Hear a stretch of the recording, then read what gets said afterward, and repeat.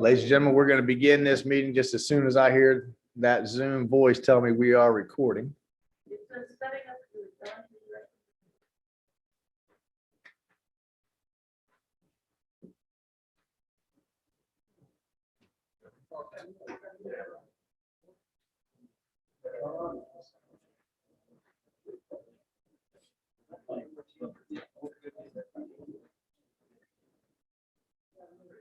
Okay. Round two. Welcome, ladies and gentlemen, to this regularly scheduled April 12th City Commission meeting. We are bringing you this meeting once again in a hybrid fashion. That means we have folks joining us via Zoom. We have folks here live in the chamber. That also means that we will continue to experience a 30-second delay between our live feed and our YouTube feed. So when we go to public comment, we're going to kill just a few seconds to make sure that everybody has a chance to engage with their elected officials. We want to continue to recognize and pray for Commissioner Coleman, who I had the pleasurable conversation with at the beginning of this week. He will be rejoining us at the very next meeting. He is doing great. He should be home next week. And he is this week. I'm on a whole other schedule. It's a whole new week in my mind. He's going to be home this week. And so we are down to 4 commissioners. With that, I'll have a motion to approve the agenda as it was published. I have a motion from Commissioner Martin, second from Commissioner Clark. Any changes, comments, questions from the dais on the agenda as it was published? Seeing none, Janine, if you'll put our telephone number up. Ladies and gentlemen, we've just opened up the meeting tonight. We have a motion properly seconded on the floor to approve the agenda as it was published. The telephone number will be appearing on your screen shortly, and that will begin our 30-second clock.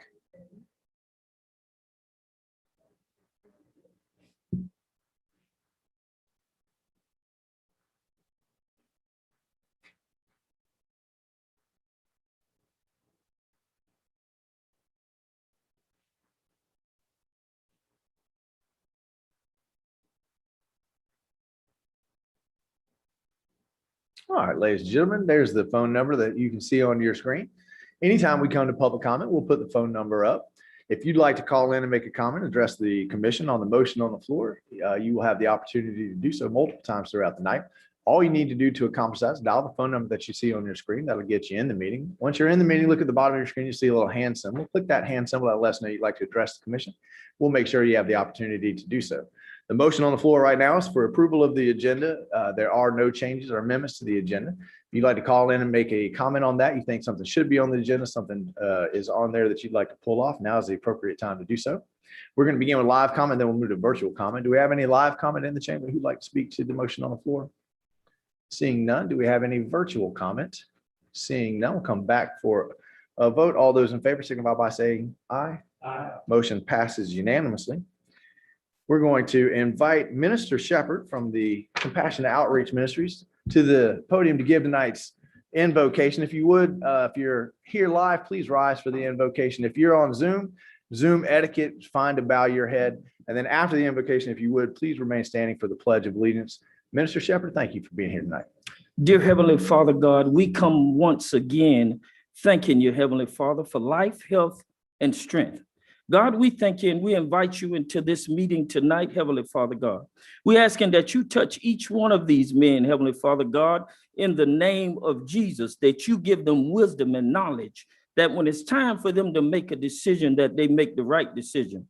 We also, Heavenly Father God, put a prayer in for our superintendent as well, that you give her wisdom and knowledge, and it's time to make a decision, she makes the right decisions. But we thank you, Heavenly Father God, for most of all, your son, Jesus. And we also give a prayer, Heavenly Father, for Commissioner Coleman. Touch his body right now in the name of Jesus. Heal him right now, Heavenly Father, that he's able to return to this dais. We trust in you. We believe you. We love you. And we dedicate it to you. In your son, Jesus' name, we pray. Amen. To the flag of the United States of America, and to the republic for which it stands, one nation, under God, indivisible, with liberty.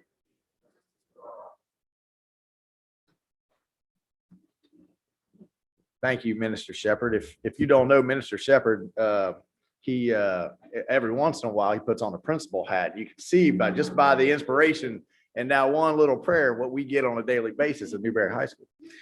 All right, that's going to take us to presentations. Our first presentation tonight is from the Alachua County Public Schools, our brand new superintendent, Dr. Carly Simon. Come on down to the podium, introduce yourself. We appreciate you coming around to the municipalities and saying hello. Make sure you got to push the light kind of hard. Make sure the bottom of the stem turns green. I'm good. Okay, it's working. Thank you. Well, if you have a presentation, just give us 1 second. Okay. to get the presentation up, I'll introduce then it'll myself work. while I wait. My name's Carly Simon. It's good to be back. Actually, my dad, some of you probably know him, old Newberry High School teacher, actually was guidance counselor and Oakview, Bob Poston. So I remember driving out here quite a few times to see him, and the community's changed. So it's good to see it. It's exciting to see what you guys are up to, and thank you for having me. You almost killed enough time to get the I presentation. tried. You did. I'll talk it a was little. this close. So you were born in. I was born in Shands. I'm a Gator, like from birth to all my degrees. There you go. And- Perfect. There you go. End on I'm as I'm a Gator as Gator. they come. That's There all we you go. need. All to say. right. So I wanted to talk to you all about our facilities. As you know, we are going through not only the comprehensive rezoning and reimagining that you've probably read about quite a bit on the news, but we also are going into a component where we are addressing our school facilities. I went to school here. Many of these facilities look the same. Like I said, my dad was at Newberry, looks very similar. And when he was out at Newberry, there was no such thing as Oakview, but it did come along a little bit later. And so I'd like to talk to you about what we're doing. All right. Thank you.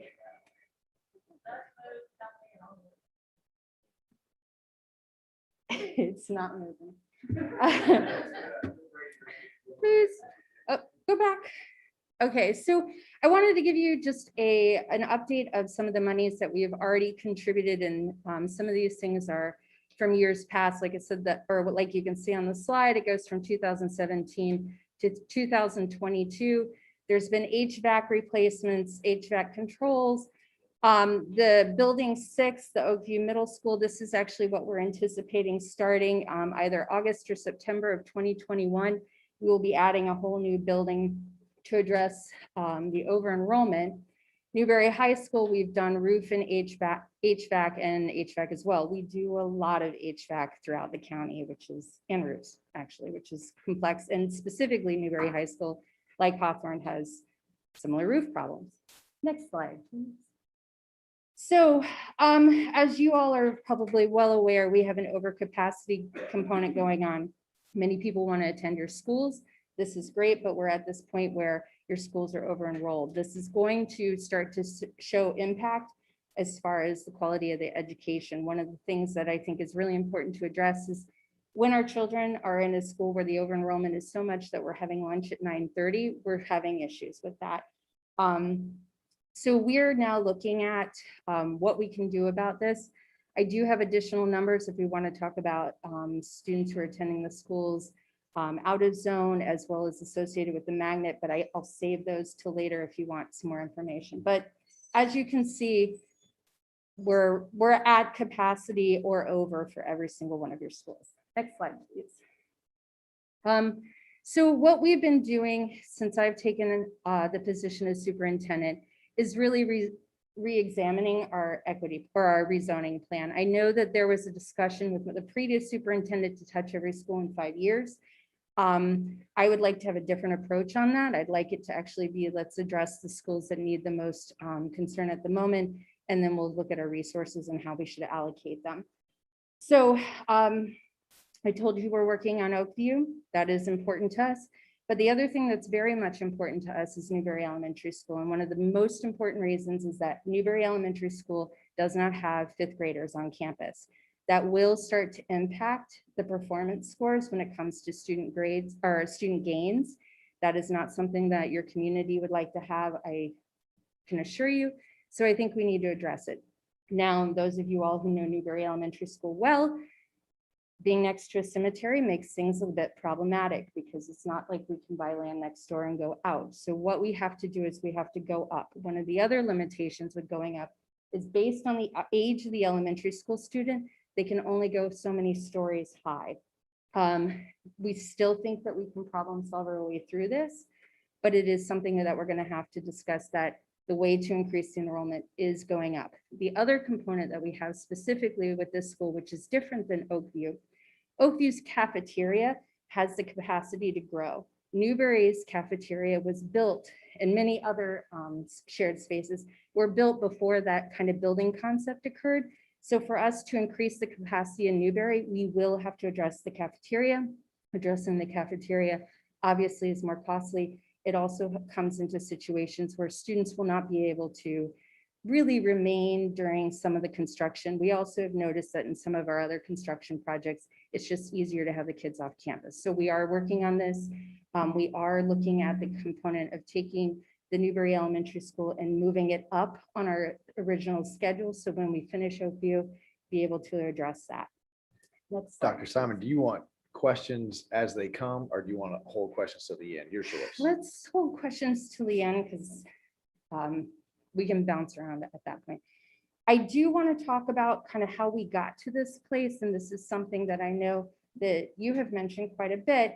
And it's a problem that we're struggling with in many of our West Side schools. So there is a thing called elementary concurrency zones. And I'm sure many of you know this, but I also know people are watching, so I do want to talk about it. Before 2017, there were 9 concurrency zones. So if the schools in that concurrency zone were over enrolled, they could only develop in that area if an adjacent concurrency zone had vacancies. After 2017, those 9 were reduced down to 3. So this is on the right, what it looks like for 3 concurrency zones. Well, when you have this kind of trinity of zones, you're always adjacent to an open seat, which is why the development is allowed to continue on. And so this has kind of gotten us to a situation where when we were on the left side, we had an ability to keep up with the development with our schools. Now that we're on the right side, we are just getting further and further behind. I drive out here and I get a little nauseated because there's many developing neighborhoods, and I'm very much pro-growth, but our schools are also like way behind the ball, and we need to address that. Next slide, please. So these are some maps that we've been working on, and essentially the green means we have seats, the yellow means we're getting close, and the red means we have hit capacity. So this is how our elementary schools look across the county. Next slide, please. Here is our middle, and here is our high school. Next slide, please. So one of the things that I'm very much interested in, and I'm sure you are as well, is being fiscally responsible with taxpayer funds. I consider it my fiduciary responsibility to make sure that I'm making financial decisions that help the community, as well as are responsible and thoughtful. So one of the issues that we're running into is I do have capacity in this county, and I'm a countywide school district, so I have to consider it as a whole. I understand I have communities within it, but on a collective, I have over 4,000 vacant seats. I have 1,800 vacant elementary school seats, with school I is 900 seats. So if we look at comparable schools, I have 2 school I's worth of seats available across the county. So it makes building new schools complicated, especially without doing a rezoning, which is why the rezoning is being proposed. Well, actually being enacted. The other complication is building new schools. So these have been in the paper, and I think people are starting to understand how much it costs to fund schools, but I do want to reiterate it. Elementary schools, approximately 25 acres, average cost 35 million, middle 35 acres, average cost 45 million, high school 65 acres, average cost 70 million. Next slide, please. Just a quick little school finance lesson. So how we have most of our funding is we have our operation funds and our capital funds. We can spend capital funds on buildings, operations funds help us operate. We additionally in this district have the half-cent sales tax levy, which is another component which has helped us get to this point and address some of the deferred maintenance, as well as hopefully addressing the enrollment imbalances. Next slide, please. But it's more, so it's a little more complicated in the sense that, so our half-cent sales tax, and sorry, the bullets are a little on the small side, but I'll try to repeat it. Each year we are estimating to receive $22 million, and we have this for 12 years. So we have $264 million that are coming. We have already essentially taken out a bond, which is a mortgage type of component, and we've taken that out for $120 million. That money has been used on Metcalf, Bishop, and Oakview and Idlewild. That money is already being put aside. So if you take the 264, you minus the 120, we have 144 million. And as you know, we still have many more schools. If I want to build one high school, I've cut that fund almost in half, which is also an issue. The other thing we have to do is, because we've taken this bond, we will also have to make payments on the bond. So that will also deplete these monies. Next slide, please. So next steps and what our alternative proposals and explorations are. Next slide, please. So one of the things we are focusing on is impact fees. We did do an impact fee study. That original study right now is being held up due to a litigation in another county. We actually have right now an RFP open. The RFP will close at the beginning of May, where we will have another study done on impact fees. So we're hoping to be able to take this to the next level. We do think it's important. We do think it needs to happen. But as you all know, in government, nothing moves quickly. So hopefully we'll get there soon. Next slide, please.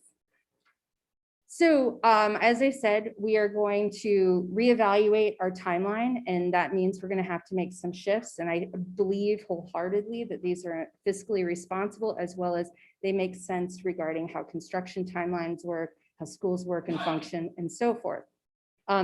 We're also looking at program planning at schools, because we understand that there are programs that people will drive to get to attend. We know, for example, you all have Oakview Magnet, and I can tell you now, I think you have 185 people who drive to that magnet program.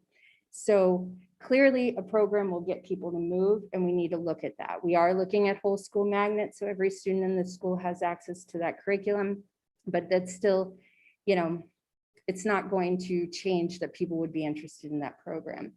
We also are wanting to work with our government entities and try to collaborate on this and understand what you think your needs are and how we can try to find solutions.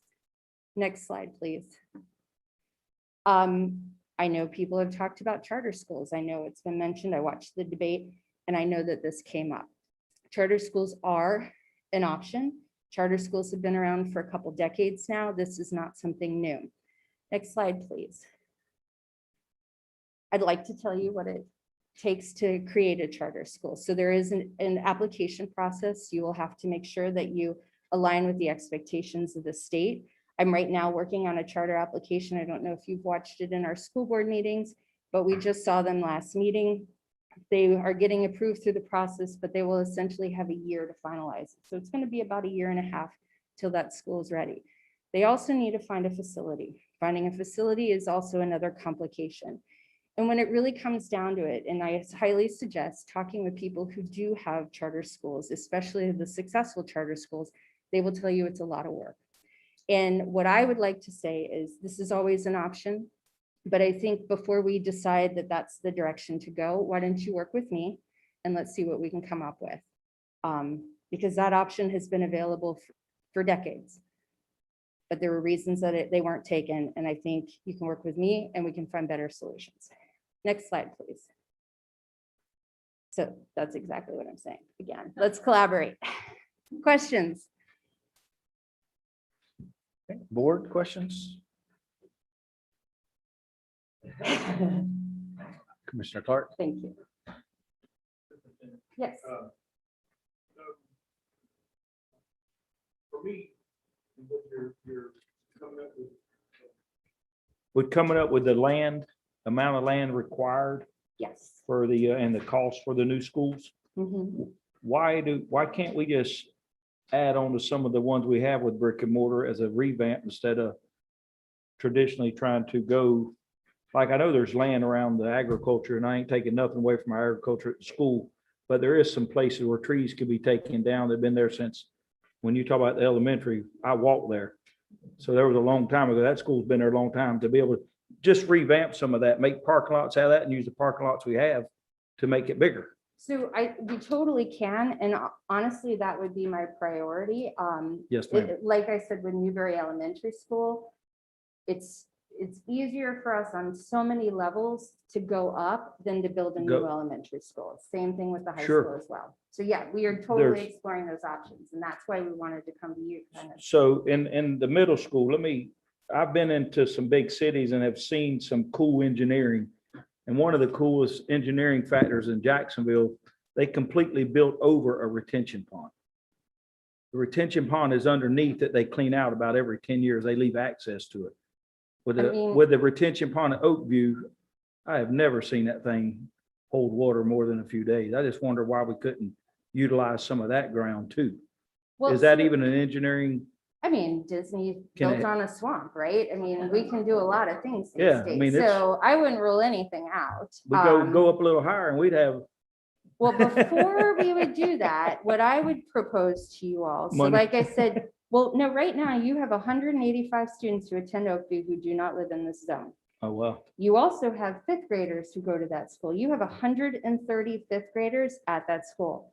We need to get the fifth graders back to Newberry Elementary, no Elementary. matter what. That's important for student performance. It's important for the school grade. and It's important for your community. that's your profession. So yeah, I mean, it's like, let's first get allocations going with kids and how things are going, but yeah, I would prefer, let's use the land that we already have and Yeah. go up. And we're doing that actually throughout our district. We're actually doing master plans. So right now, we're gonna try to build it to this capacity, but if that community grows, we have the ability to grow as well, because it is We're very growing. inefficient to kind of, build a place that you think is never going to change in 50 years. I mean, that's the other thing is we can't tear buildings down till they hit that 50-year mark. That's an old building. So, It's close.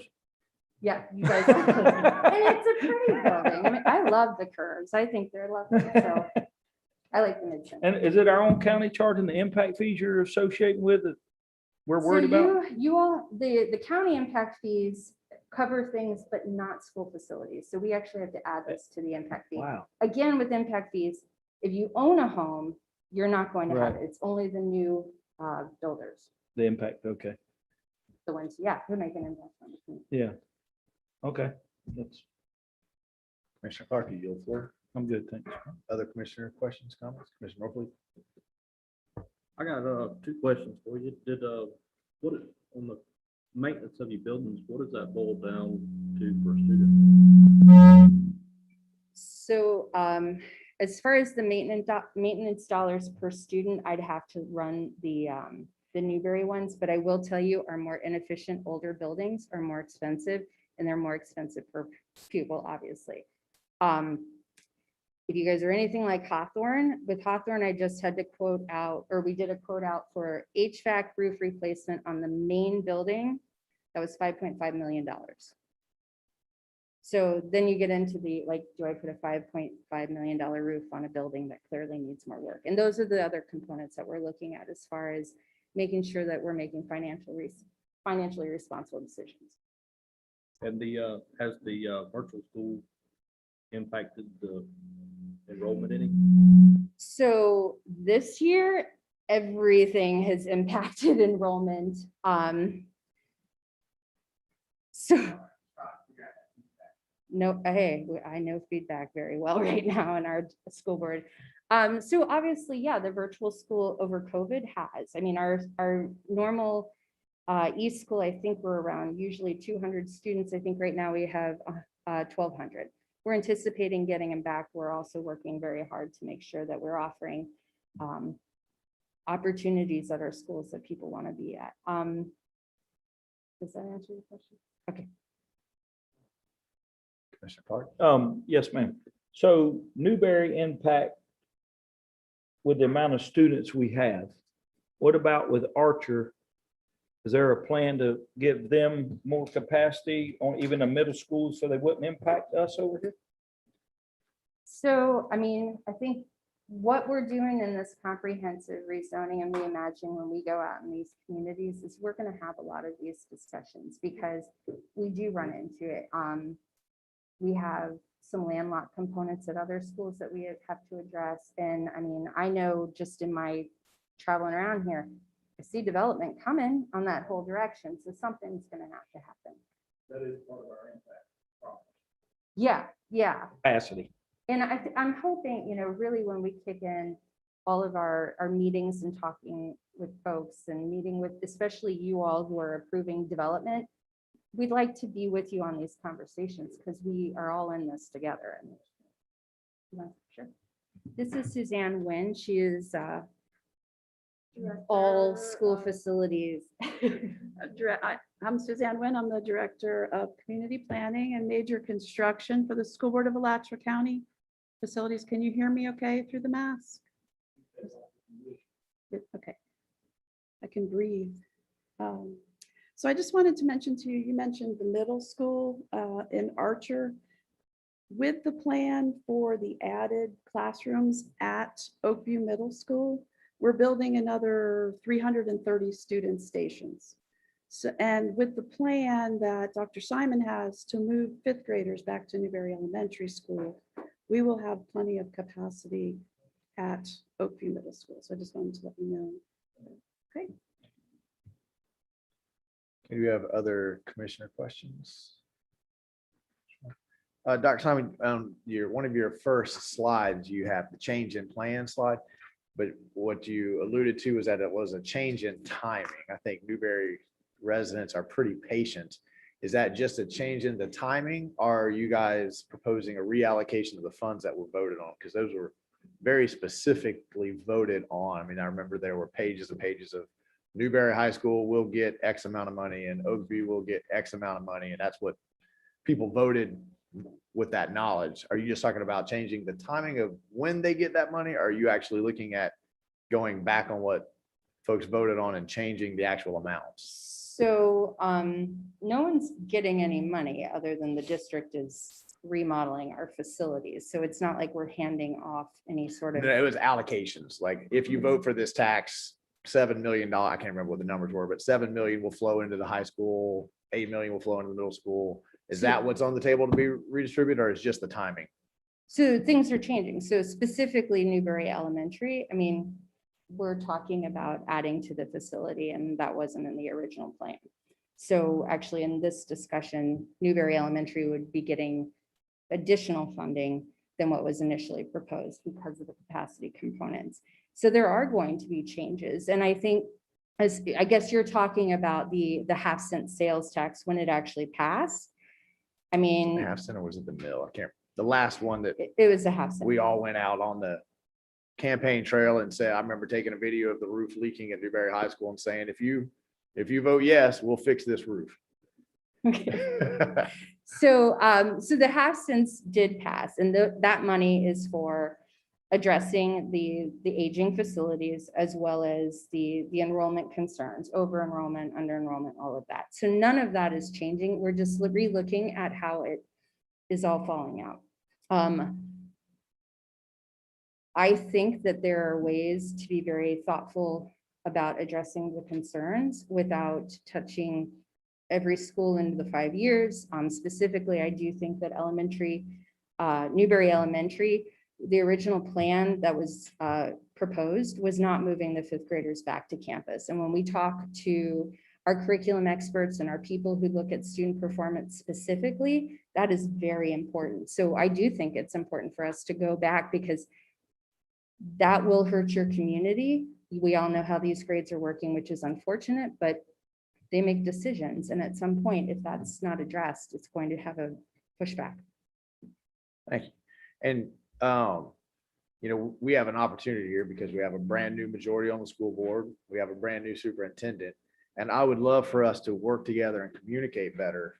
How do you see that happening? Because from my perspective, the city of Newberry has been sending data to the school board. We've sit on the concurrency board. We have a 40-year projection of the growth that's happened on the western part of the county. And I'd like to see how that information is being used so that we don't get behind the eight ball because we are communicating better. What's your, So, I what's mean, your ideas whatever there? occurred prior to me, I can't be held responsible to. I will tell you though, I'm getting my second PhD in design, construction, and urban planning. So I totally geek out about all this stuff. So I don't think you're going to have these conversations and they're going to fall on deaf ears. I know that we're looking at this and I know that this is very important to the board majority. I also can tell you we have these ESSER funds that are coming to our community. And one of the things that I'm focusing quite a bit of energy on is how we communicate, and not just how I communicate out or my people and our staff communicate out, but also how we receive feedback and input and drive our decisions. Well, your presence here tonight already speaks volumes for what your willingness to engage in that communication. So I hope that this continues because we have an awful lot of data that we have been compiling. And so we can tell you the population projections. We can tell you the developments. Most of the developments that have been happening in the city of Newberry were approved more than a decade ago. So I mean, we have the information. We just need a better vehicle upon which to engage in this communication so that it's being used.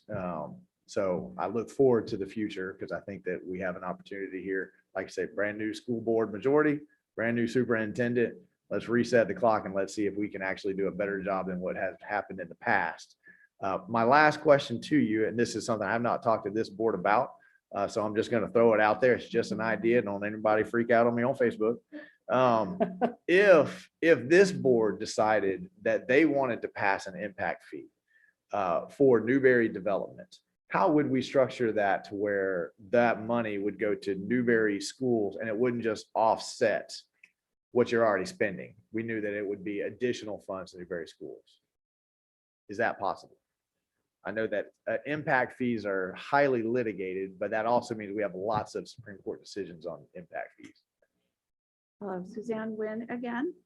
I wanted to let you know that when impact fees are enacted, the impact fees go to the concurrency service area that they're collected in. And they're specifically used to build capacity. And that's the only thing they're able to be used for in that concurrency service area and for building added capacity. So if you go back to the concurrency and the concurrency Right. area was just Newberry, then by default, that money would have to go here. That is correct. Thank you. Okay. And I wanted to mention one thing to you about your previous comment. One thing that's I'm sorry, which one? the one about gathering information and all the concurrency information. One thing that's been huge for us is the actual passing, thank you voters, of the sales tax for the actual, for improvement of our facilities, for building capacity, because previous to that, we didn't have enough money to even just do all the maintenance that was required. So that's also been a quantum leap in terms of what we're able to do with our facilities. Thank you. Okay, Commissioner Martin, question?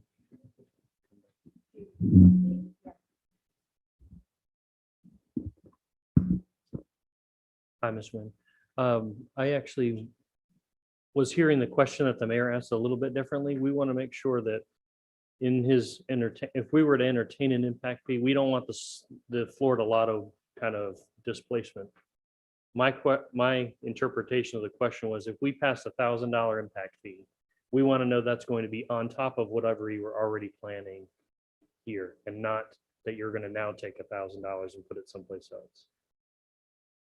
That makes sense? And maybe I'm interpreting the No, that was question the wrong. gist of it. One, if we could do that to supplement, we say we really want to support our schools. You guys pass your own impact fee. Let's say we passed an impact fee as well, right? But we want that money to go. I You guess want it to my question, supplement, we not wouldn't want it to be a supplant. shuffle game, where you say, oh, well, Newberry passed $1,000, so that means we can pull. But what I thought I heard in the answer was it's all about the concurrency zone. But that Well- wouldn't necessarily mean that you couldn't detract your budget and say, oh, well, Newberry is giving us $100,000 more a year, so we'll pull $100,000 out of our general fund and move it somewhere else. I think this is going to be something that we would need to bring with. I think this our- is where our city Attorney. manager, and again, Yeah. I have no idea whether this board would entertain something like that, but I know that our residents are really, we love our schools. We want to invest in our children. We want them to have arts, and we want them to have sports, and we want them to have everything that we can give them. But we also don't want to create a situation where we're doing something that's just supplementing other places. I do think, though, we should have these discussions sooner than later, because there's a huge level of pre-planning and programming and architectural drawings that we should know, we should have an understanding, because you wouldn't want it to be like ready to go and then you guys want to change floor plans or anything like that. So, but we do look forward to working with you all. And this was kind of the introduction of us to the community, that let's collaborate, let's talk. All right. Thank you so much. Anybody Thank else you. think of any other questions for, we let half of the audience here go on with their evening?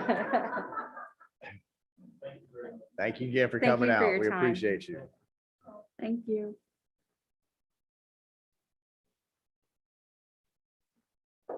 All right, ladies and gentlemen. We will, data. All right, second item under presentations is introduction of our candidates. If you haven't noticed, we have an election coming tomorrow, right? We hope everybody comes out and votes. And as I'm going to let Ms. Rice, our city clerk, introduce us here, but as we come to that introduction, I just want to let you know, in case you're not on social media, I have put a challenge to the community that if we get over 25% of turnout, which is 1,300 votes at this year's Spring Festival, which is May 1st, the mayor will be in a dunk tank. So if you've really, really wanted to dunk the mayor, now's your chance. You just have to make sure that you and maybe a neighbor or two show up to vote tomorrow. And then I'm not saying you can throw, but you'll have the opportunity. And this is all thanks to Spacewalk from Gainesville donating the dunk tank and making sure that we can have a good time in this community and do our due diligence, get everybody out to vote. So Ms. Judy, you want to introduce our candidates here, and then we'll invite them up to introduce themselves. Yes, I certainly would. Our qualified candidates for Group 4 is Joy Glanzer and incumbent Tim Martin. For mayor, Jordan Marlowe, who was unopposed.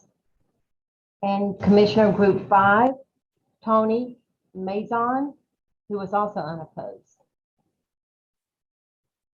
Thank you, Ms. Judy. Shall we let our challenger come to the podium first? Ms. Joy Glanzer. Thank you so much, Mayor, and good evening. If this is the first time I've talked with you or haven't met you, I just want to say I'm glad for this opportunity to let you know that good things are coming.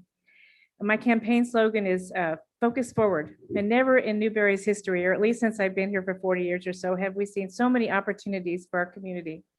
Opening up at our gateway to the east is the vision come true for agricultural economic development. We've got the fairgrounds, the IFAS campus, and the site for the Ag Tech Park.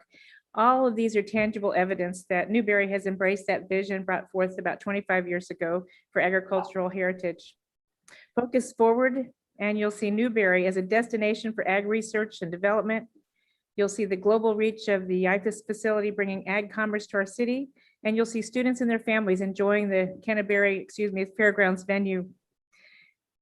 Focusing forward, you're going to see Newberry working with the county again in a healthier relationship. As of last fall, as you may know, there's a new board of county commissioners who've already shown they're ready to work with us and hear us, ready to listen more to the smaller municipalities and who are capable of recognizing our desire for home rule. While our roads are in dire need of attention, we have a few more tools in our box. There's a $900,000 grant that I'm going to push hard for staff to go for. We have also increased funding from our local option fuel tax to go through for our roads. And we already budget $100,000 a year for the roads. So I think you're going to see moving forward, the roads getting a lot better sooner than later. These are just 3 huge benchmarks I see, but there's more. Working together, I will focus on school overcrowding. It was so good to have Dr. Simon here tonight. I think that really shows what's going to happen in the future. We're going to work more together with them. And we need to continue doing the big things in Newberry. We talk about all these wonderful things that are happening, but we also need to pay attention to the small details. There's never been a time better to focus forward than now. The mayor has been proposing a regional wastewater system, a treatment system. This would revolutionize this utility in the Western County. This is a big thing. I've been working also with the county commissioners to create a regional resource center that would serve Newberry, High Springs, Alachua, and La Crosse. And this is a big thing. So, but what I want to say mostly is the most important thing to our citizens in everyday life are the small things. Keeping our tax rate among the lowest in the county, providing more services for less cost in our waste management department, and providing things like advanced metering infrastructure that citizens can use to help control their utility usage. We are the fortunate ones to live here. I commit to focusing forward and seizing the opportunities for Newberry that await us. I've invested my whole adult life doing that. And with your support and your votes tomorrow, we can move forward doing that. Thank you so much tonight for this time. And don't forget to vote tomorrow at downtown Newberry. Thank you. Thank you, ma'am. Do this by seats. Going down. I was going to offer Commissioner-elect Mason a chance back there to come introduce himself. You got to learn to talk on air, man. You got to do it. Well, good evening, and obviously tomorrow is an important day here in Newberry. It's voting day. We get to choose a leader to help with the city. We have actually been able to do a lot of wonderful things here in my tenure. We've reduced debt over $2 million. We've saved over another $2 million in expenses just in the law enforcement contract, opting out of the county's MSTU. We have an average per person municipal debt now of only $400 per person. The national average is about $2,000, so we are 1/5 of the national average, thanks to the leadership of this board that I've been happy to serve with. We have been keeping taxes practically the same, cutting costs and utilizing technology. Our tax rates have, if they've gone up, I don't even remember them because we usually have them either the same or going down. Now each quarter, we've actually implemented a strategic way of reviewing our budget every quarter. Keeps us on track of our pace with regards to finances, and that's very important. So we're not doing that on an annual basis and trying to play catch up. I have pushed to prosecute public prosecution successfully and made the hard choices when they mattered. We as a board that I've served with are not afraid to do the right thing, such as following the governor's lead during the last year and not the county's lockdown restrictions. This single choice to preserve your freedom may have kept Newberry from having a significant downturn last year. I'm very proud of that decision, and I'm pretty proud of the leadership that we showed here for our citizens and our businesses. Your constitutional rights do not end where emergency orders begin. Over the last couple of years, Newberry has become the place to be. We're growing, and this should be actually taken as a compliment. We must be doing something right. Our schools are excellent. The word's gotten out. People just want to be here. I want to thank those teachers and those administrators. My hat is completely off to you for really carrying the load with regards to bringing our schools to such a great standard. I've served as a liaison to the school board over the last several years. I've tried them multiple times to try to speed up their process of expanding our schools. And based on the conversation here tonight, hopefully we can look forward to some of those changes. One of the concurrency things that Dr. Simon had mentioned was something that I kind of had lobbied against changing. So thankfully now it looks like we're seeing them return back to something that I think was a very helpful tool to them. Our growth has undoubtedly been a source of friction for some, and I get it. I will do my level best to try and communicate more than we have in the past. When you are doing things right, growth will inevitably actually just be thrust upon us. Our duty is to really protect the citizens and the city body at large. But I'm also reminded that growing pains are better than shrinking pains. We need to try to embrace and make the best of it that we can. I have all the faith in the world in our staff to certainly assist us in making the most informed choices and trying to help us adjust and take advantage of when we can. So in a certain degree, we're actually kind of a victim of our own success here in Newberry. But rest assured, I think our infrastructure is on pace. We have built a model wherein the people who are moving here are actually paying for the growth, and the people that are currently living here are not carrying the carrying costs of those sorts of things. With the possibility of a regional treatment center being discussed, the two-way pairs, commercial enterprises, the Ag Tech Park, automated metering, things of those sorts, I really believe that there are great reasons to believe that some of the best days of Newberry are right around the corner. We stand on the shoulders of a lot of great people here in Newberry. I'm very proud of the men that I have the privilege of serving with, and more the privilege to serve the people here in Newberry. I think we have the right leadership in place for Newberry for the next great chapter for us. Very excited about the opportunity to work with Tony. You know, it's not fair that he didn't get to campaign this year, but I won't hold it against him if I get reelected. But in closing, I just simply want to ask if you think that Newberry is a great place to live. I hope over my tenure, I have had something positive to do with that, humbly speaking, of course. But this town has my full support, and I hope I've earned your support tomorrow. Thank you, and hope to see you at the poll tomorrow. Thank you, Commissioner Martin. Tony, you want to just come down and show everybody your face? You can take the mask off for 1 second. Introduce yourself. Tell us how long you've lived here. I want to see it. Yeah, I'm going on. I want one just like it.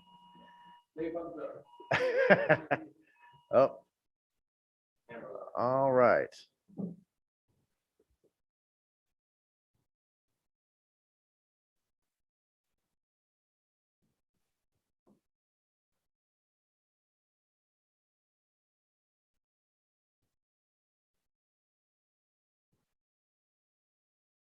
Do I?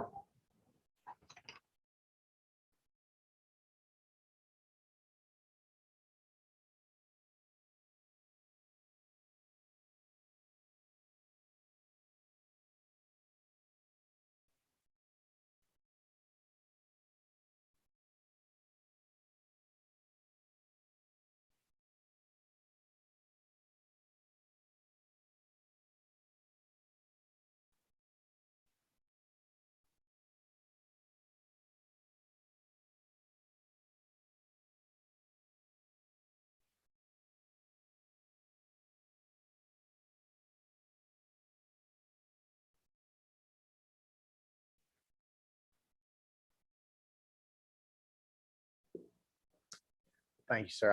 I think we must be more FedEx guys than UPS. So. All right. Look forward to serving with you, sir. All right. We'll move right along to Municipal Clerk's Week proclamation. My honor to offer the following proclamation into the record. The best way to find yourself is to lose yourself in the service of others. Well timed. Back to Tony there. That was a quote from Gandhi. Whereas the office of the professional municipal clerk, a time honored and vital part of local government, exists throughout the world. And whereas the office of the professional municipal clerk is the oldest among public servants. And whereas the office of the professional municipal clerk provides a professional link between the citizens, local governing bodies, and agencies of government at other levels. And whereas professional municipal clerks have pledged to be ever mindful of their neutrality and impartiality, rendering equal service to all. Whereas the professional municipal clerk serves as the information center on functions of local government and community, whereas professional municipal clerks continually strive to improve the administration of the affairs of the office of the professional municipal clerk through participation in education programs, seminars, workshops, and the annual meetings of their state, provincial, county, and international professional organizations. Where it is most appropriate that we recognize the accomplishments of the office of the professional municipal clerk. Now, therefore, I, Jordan Marlowe, Mayor of the City of Newberry, Florida, do recognize the week of May 2nd through May 8th, 2021 as the Professional Municipal Clerks Week, and further extend appreciation to our professional municipal clerk, Judy Rice, and to all professional municipal clerks for the vital services they perform and their exemplary dedication to the communities they represent. Signed this day by myself, Mayor Jordan Marlowe, and attested to by our city clerk, Miss Judy S. Rice. Let it be proclaimed. Thank you for all that you do, Miss Judy. I think neutrality and professionality fit you very, very well. Our last item tonight in tonight's presentation. I have an echo now, Miss Janine, is that on my end? Oh, it went away. Okay. The reason that Commissioner-elect Mr. Mason was here introducing himself, of course, Commissioner Norfleet is stepping down. Moving on, we'd certainly want to recognize what you've done and how you've served the city of Newberry for the last 2 years. We do appreciate your service. It takes a lot to leave your house, go on the campaign trail, sit up here, read through those 600-700 page backup materials we give you guys every couple of weeks, and then come up here and put yourself out there. In Commissioner Norfleet's 2 years, we have annexed over 1,100 acres into the city of Newberry. He has also helped finish the firehouse renovations to a very successful completion if you've been over there. Of course, we just had the groundbreaking ceremony at Canterbury, which was accomplished and finalized under his tenure. And it seems like a lifetime ago, but we changed our charter under Commissioner Norfleet's time. So 2 years and quite a list of accomplishments to take back home.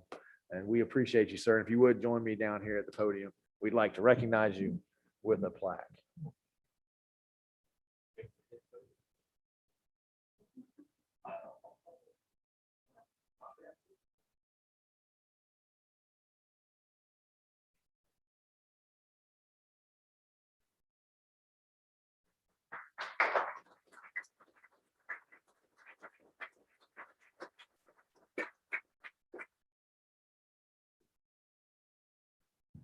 And of course, help lead the city through one of the worst emergencies that we've had in any of our recent memories. So thank you for that as well.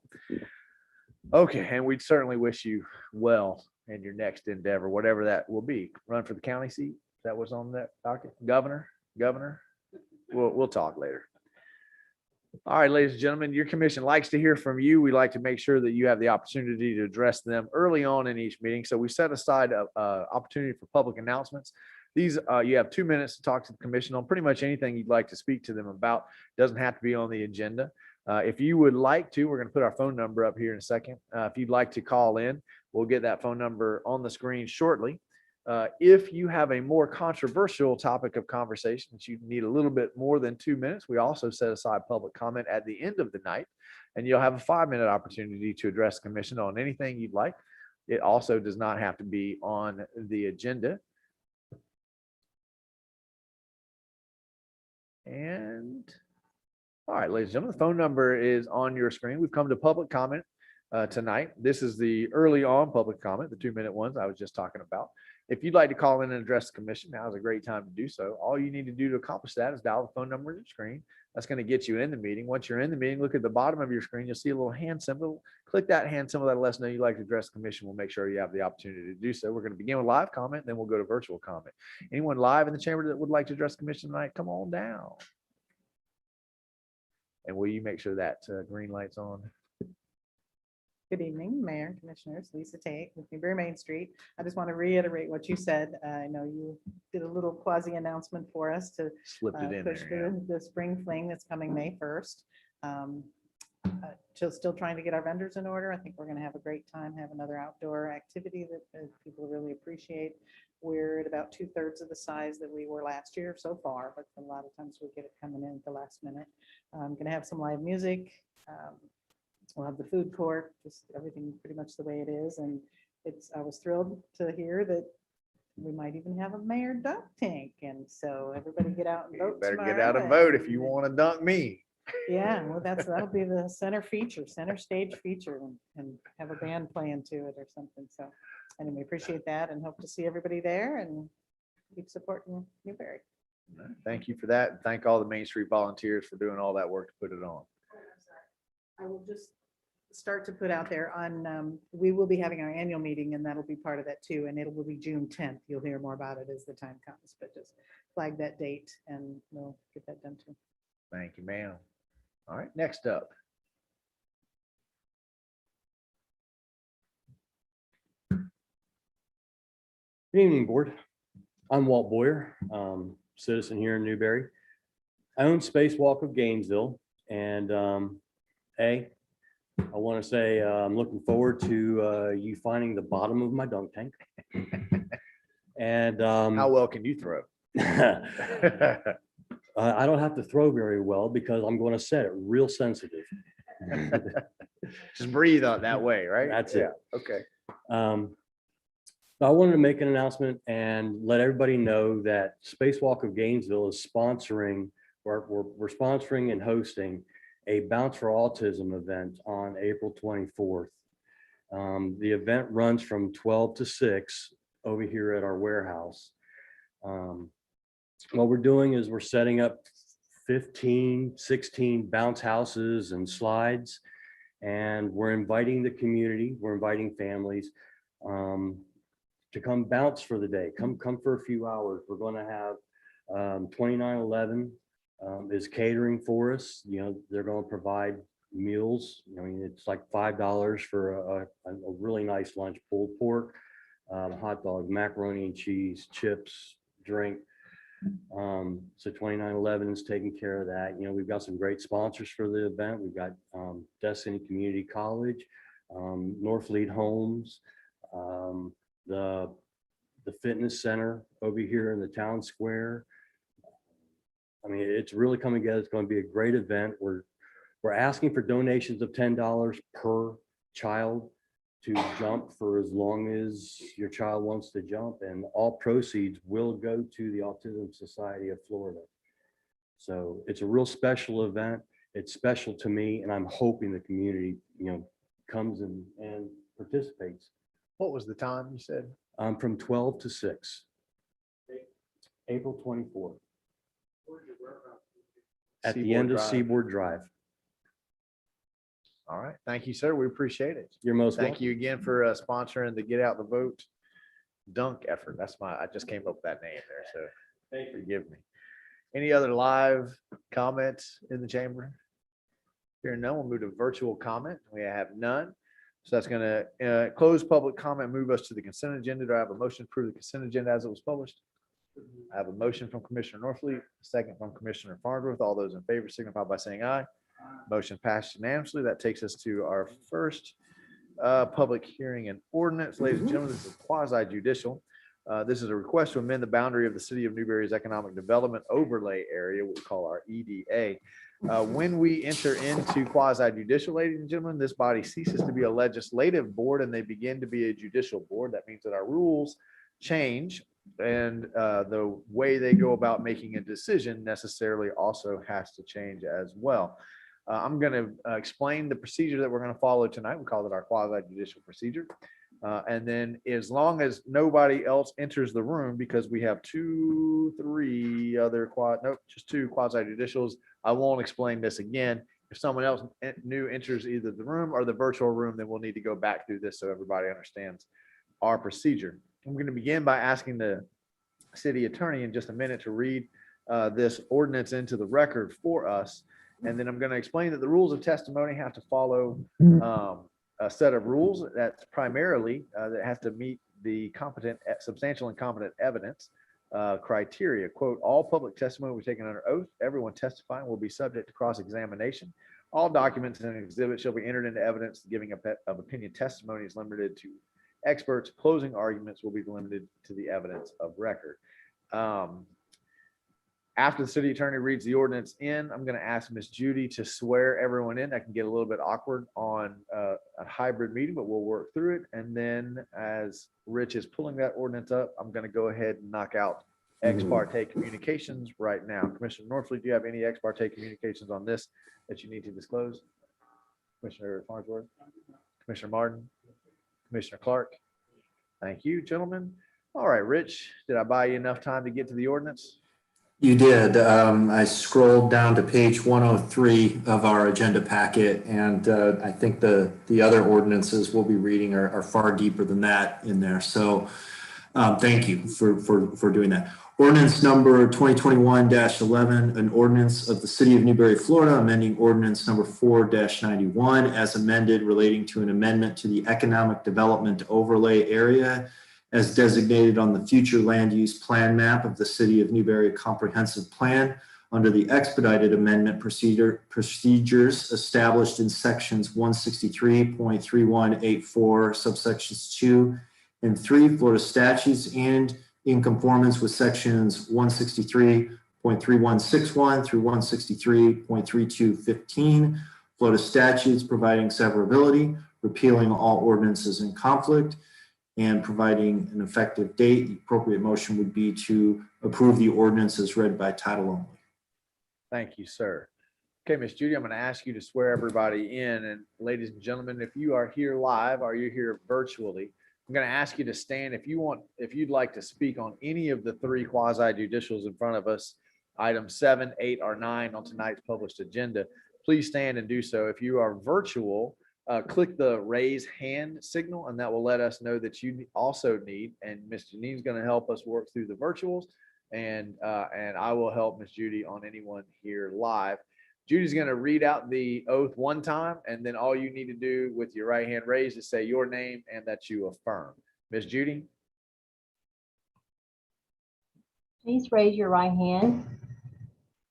Do you hereby swear or affirm that the testimony you're about to give is the truth, the whole truth, and nothing but the truth?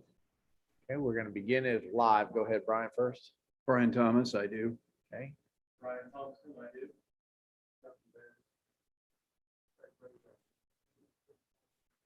And Mr. David, was that an I do afterwards? Okay, thank you. Ms. Janine, do we have anyone virtually with their hand raised? Yes. Okay. Can you say their name so they know they have the floor? Chris Pops, I do. Swear to tell the truth and nothing but the truth? I do. Thank you. Anyone else?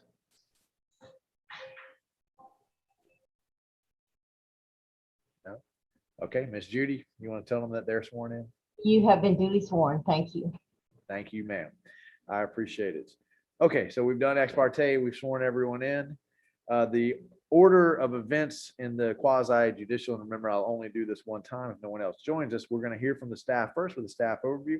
Then the applicant will have the opportunity to make a presentation with no time limit. Then the staff is going to give their report and recommendation also with no time limit. I have not been contacted by anybody wishing to claim a third-party intervener status. So that's going to move us to public comment. Any member of the public wishing to speak to any of these quasi judicials will have 3-minute opportunity to do so. Then the applicant's going to have the opportunity to cross-examine. Staff will have the opportunity to cross-examine. Members of the decision-making body will then ask questions of staff or the applicant through the chair or any of the participants. Finally, we'll hear the final arguments from the applicant and staff related solely to the evidence and testimony presented at the hearing and introduced in the record. The city attorney will then advise us that's the applicable law and the factual findings that must be made to approve or deny the application. Then this body will deliberate. After deliberations, a vote will be taken to approve conditions, continue, or deny the application. Brian, give us the overview. Thank you, Mr. Mayor. I want to give the commission a heads up that the way this is going to be presented by the applicants a little bit different tonight, just so that you're aware. Staff will give their overview on the first item. And the reason for this is because you have basically three ordinances before you. They're all integrally involved with each other. And so what the applicant has requested, so as not to take up too much of your time and reiterate and say the same things over and over again, is they're going to give after staff overview of the first item, they're going to give their presentation in full, covering all three items.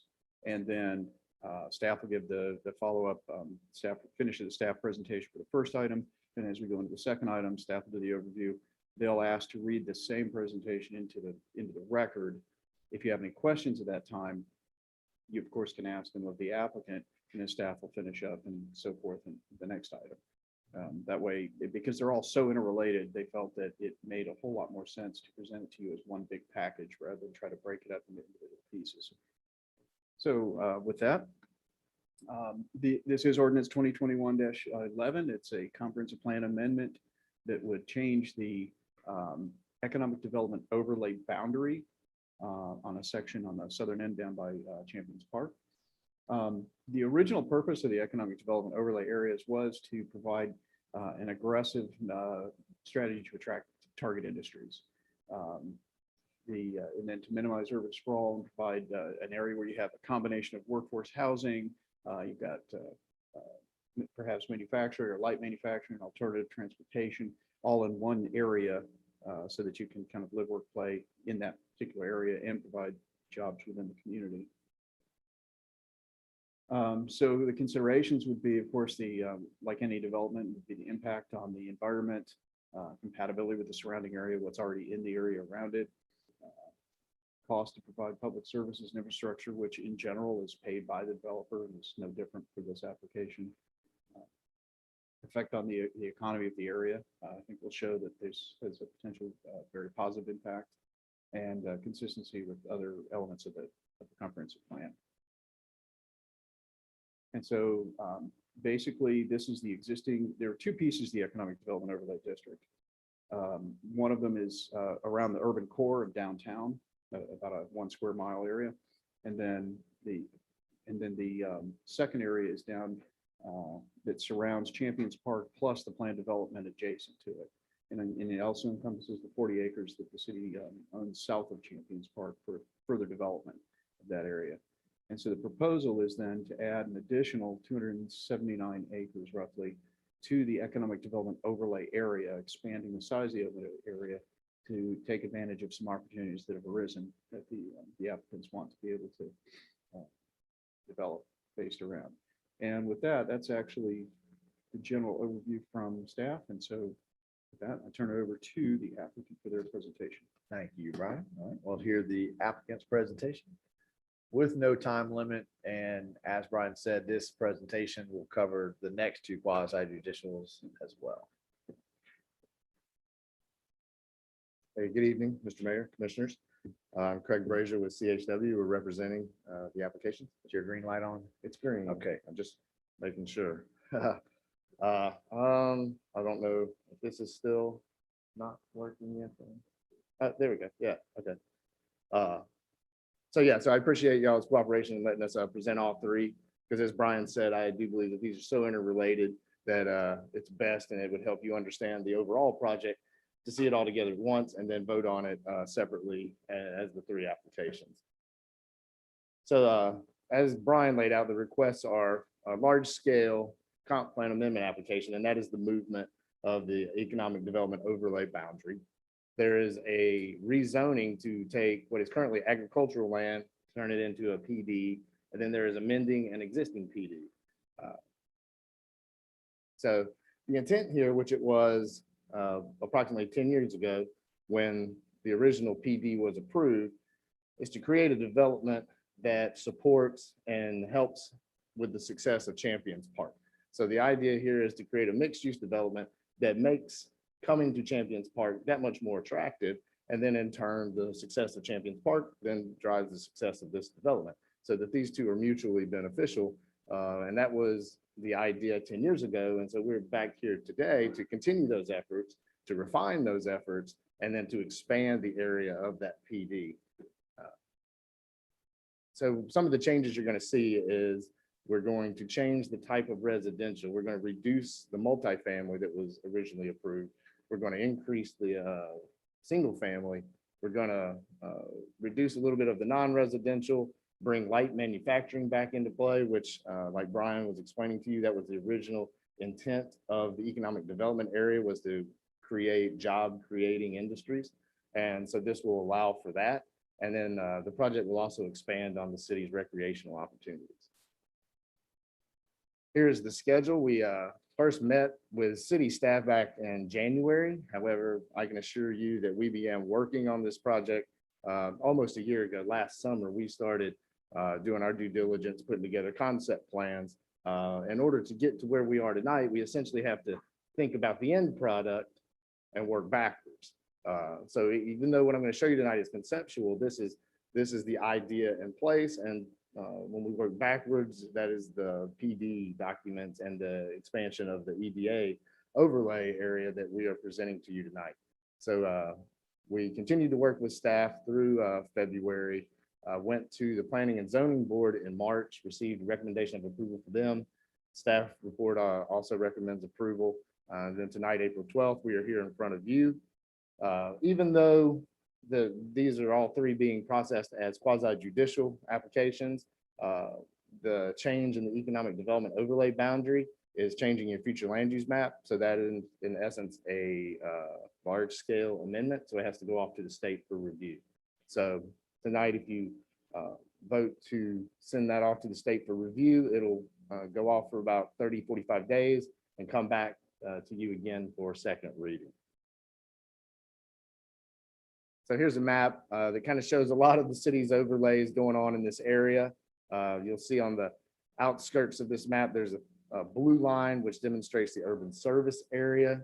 The yellow line that you see there is the transportation enhancement project area.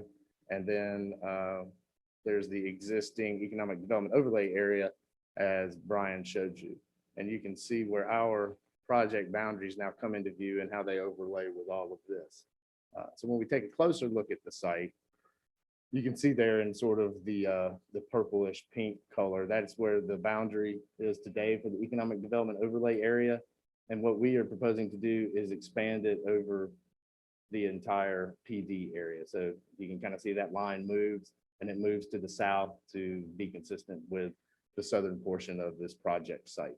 So that is essentially the first application, is amending that boundary. And amending that boundary allows us to propose the planned development rezoning that we're going to be seeing tonight. And it's going to be focused on and allowing that light manufacturing use to come back into this project. So today, all of the land use out here is agriculture. The zoning includes the original PD over the area shown here, which, like I said, was approved about 10 years ago. And so if we take a look at what that existing PD looks like today, you can see that it was this quad layout here on the left-hand side. And then in the boundaries over there along the left-hand side, you can see the uses that are currently approved. So we have 670 multifamily units, 200 townhome units, 30 single family units, 370,000 square feet of non-residential, and 600 hotel rooms. As I mentioned before, we are going to amend these uses, or these approved uses, in this phase, what we're going to call phase 1 PD, because it's already approved. And we're going to amend that layout in that PD map that you see.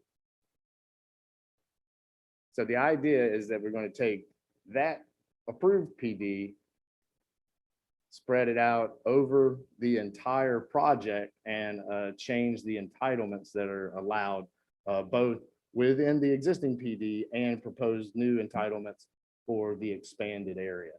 So essentially, we're going to take it from here over the remainder of the property.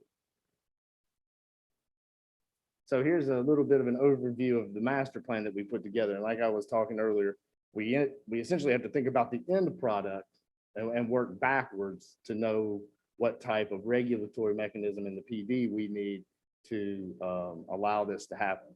So I do want to remind you that this is conceptual, that this is a conceptual plan, and it, we have designed it to give it some flexibility as we move forward to adjust to market values and to market demands when these become actual development applications. So tonight, we're not proposing any of this in a development application. This is the overall master plan, and then there again, the regulatory mechanism behind it. So starting there at the northern end along 30th Ave, be the main entrance. So you see that we have a spine road coming through that will go all the way down to 46th Ave. Up to the west of that main entry road, along the northern part there, we have the multifamily.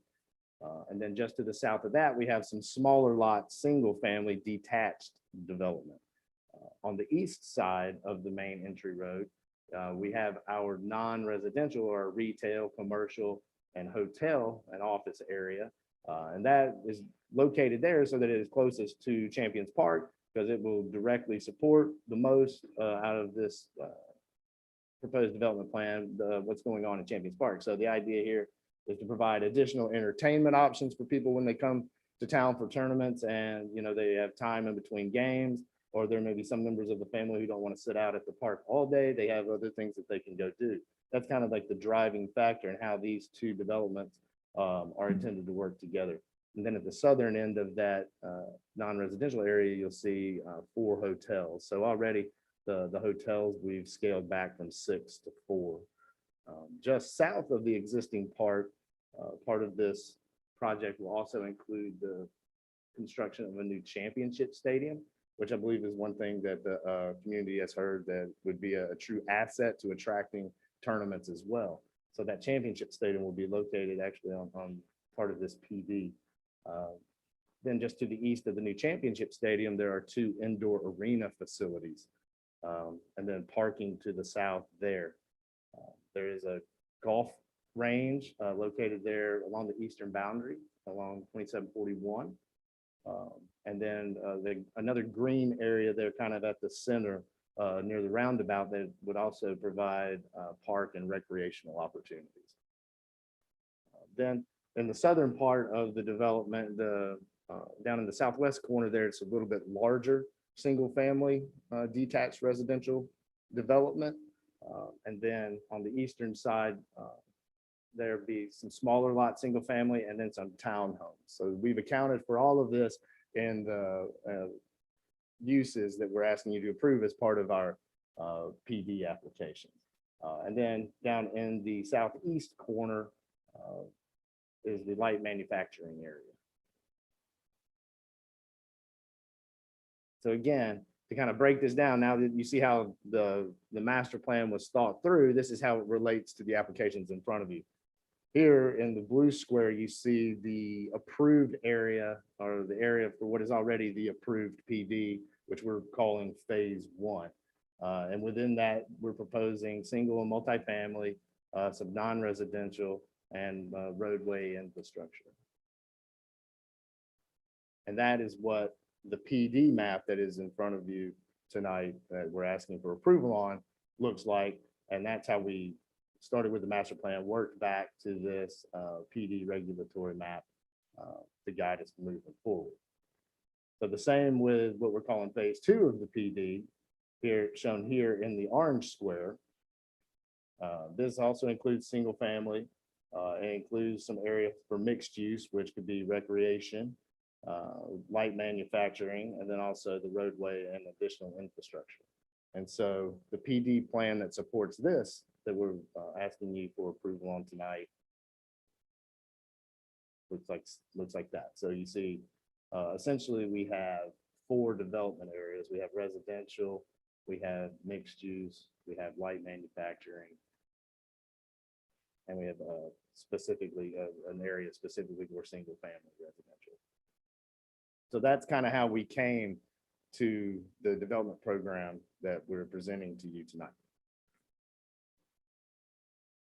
So as I mentioned, there's already a PD that's approved. So if we want to take a look at how we're proposing to change the entitlements, when we look at everything combined, we will be reducing the number of multifamily units by 270. We'll be reducing the non-residential square footage by about 70,000 square feet, and we'll be reducing the number of hotel rooms by about 200. Now, if you look at what the uses that we're proposing to increase with the applications combined, we will propose an increase of about 700 single-family detached and attached units. So that's townhomes included in the single family. 150,000 square feet of the sports indoor arenas, the 1,000 seat championship stadium that will directly support the existing Champions Park, and up to 550,000 square feet of the light manufacturing. And so I do want to be clear that these entitlements that we're proposing are kind of what we see as the maximum development potential. When we get into the actual development programs and we come back in front of you with development plans, those numbers might change, but what we're setting through this PD is the maximum development potential. So we try to convey these numbers and these calculations again down here in the table, so you can see how it changed from what was existing to what we're proposing today. And then the net change there on the far right, you see that the increase of single family homes is about 660. The increase of townhomes is 50, the 270 reduction in multifamily, the reduction in the non-residential, the introduction of light manufacturing back into this area, back within the economic development overlay, the reduction of 200 hotel rooms, and then the addition of the sports and recreation uses. So with that, there also comes some other benefits with this project that are community-wide, that go beyond the boundaries of just this project. So I do want to kind of touch on what some of those improvements are. So first of all is the inclusion of the championship stadium. There again, Champions Park has turned into be a good asset. I think it's taken some time to get going and get its legs under, but I think it's turning into a good asset for the community. And this is the type of project that will even advance that success and make it more successful, make it more attractive to out-of-towners and bring people into town. So the inclusion of the championship stadium would be a key component to that. We're also proposing to improve the entrance and the parking along that entrance for the existing championship stadium, because I mean, it's in the best interest of both of these projects to have high quality, attractive gateways into the development. There will be a water tower placed on the highest area of this project site, there close to the roundabout. The benefits of the water tower will far exceed this project. It will support water pressure needed in this portion of the county or in this portion of Newberry for future development. And then there will be roadway improvements along Southwest 30th and Southwest 46 that also extend beyond the boundaries of this project. Specifically, we've already met with FDOT. So we understand that there's going to be improvements at the intersections out there at 2741, but those roadways will also be improved further back to the west. And then there will be the extension of water and sewer infrastructure that will also greatly benefit, future development and growth where the city of Newberry has identified it within the urban services area.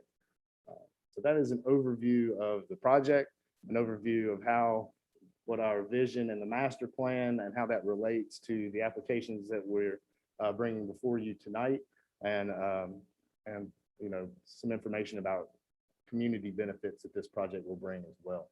So with that, I'll leave it there and be more than happy to answer any of your questions. And in addition to myself, Ryan Thompson from CHW is here, as well as Stephen Davis, who is a property owner.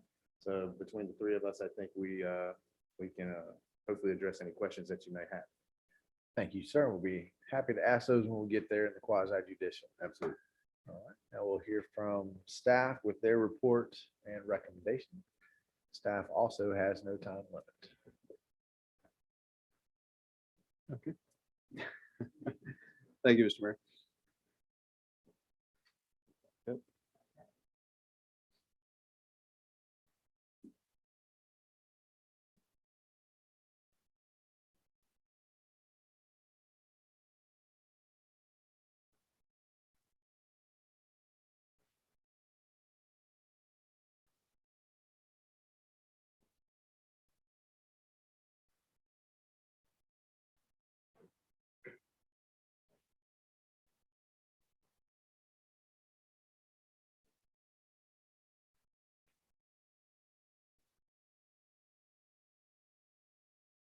Okay.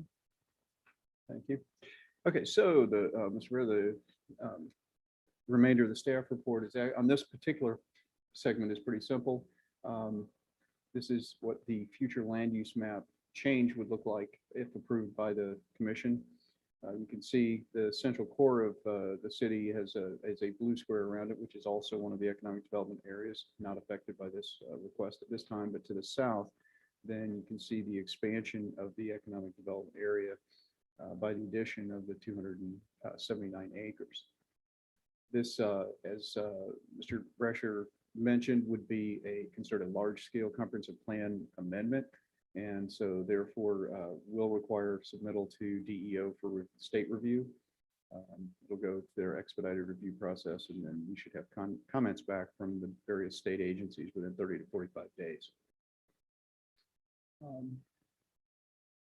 Staff thinks that does agree that to enable the overall project, this would be a requirement. And so therefore, staff does recommend that the city commission approve ordinance 2021-11 on first reading. And at the March 15th special meeting of the Planning and Zoning Board, the board also voted unanimously in favor to recommend the approval of ordinance 2021-11. Okay, thank you, Brian. And Ms. If you'll put our telephone number up. Once again, I've not been contacted by anybody wishing to claim a third-party intervener status. So that's going to move us to public comment. Ladies and gentlemen, the phone number on your screen will get you into the meeting once you dial that. Once you're in the meeting, if you'd like to address the commission, all you need to do, look at the bottom of your screen, see the little hand symbol, click that hand symbol. That'll let us know you'd like to make a comment. We'll make sure you have the opportunity to do any member of the public who wishes to speak to the commission on this quasi judicial ordinance 2021-11. We'll have 3 minutes to do so. We're going to begin with live comment, and then you will go to virtual comment. Do we have anyone here live who'd like to come to the podium and address the commission on this item? Seeing none, do we have any virtual hands raised? We also have none. That's going to move us to the applicants. I lost. There you are. Do you have any? Would you like to cross-examine anything that you heard in staff's presentation? I'm going to take that as a no. Staff, did you did you hear anything you'd like to cross-examine? Okay. Members of the decision-making body, do you have any questions for the applicant or for staff? No. You do have something. Commissioner Farnsworth.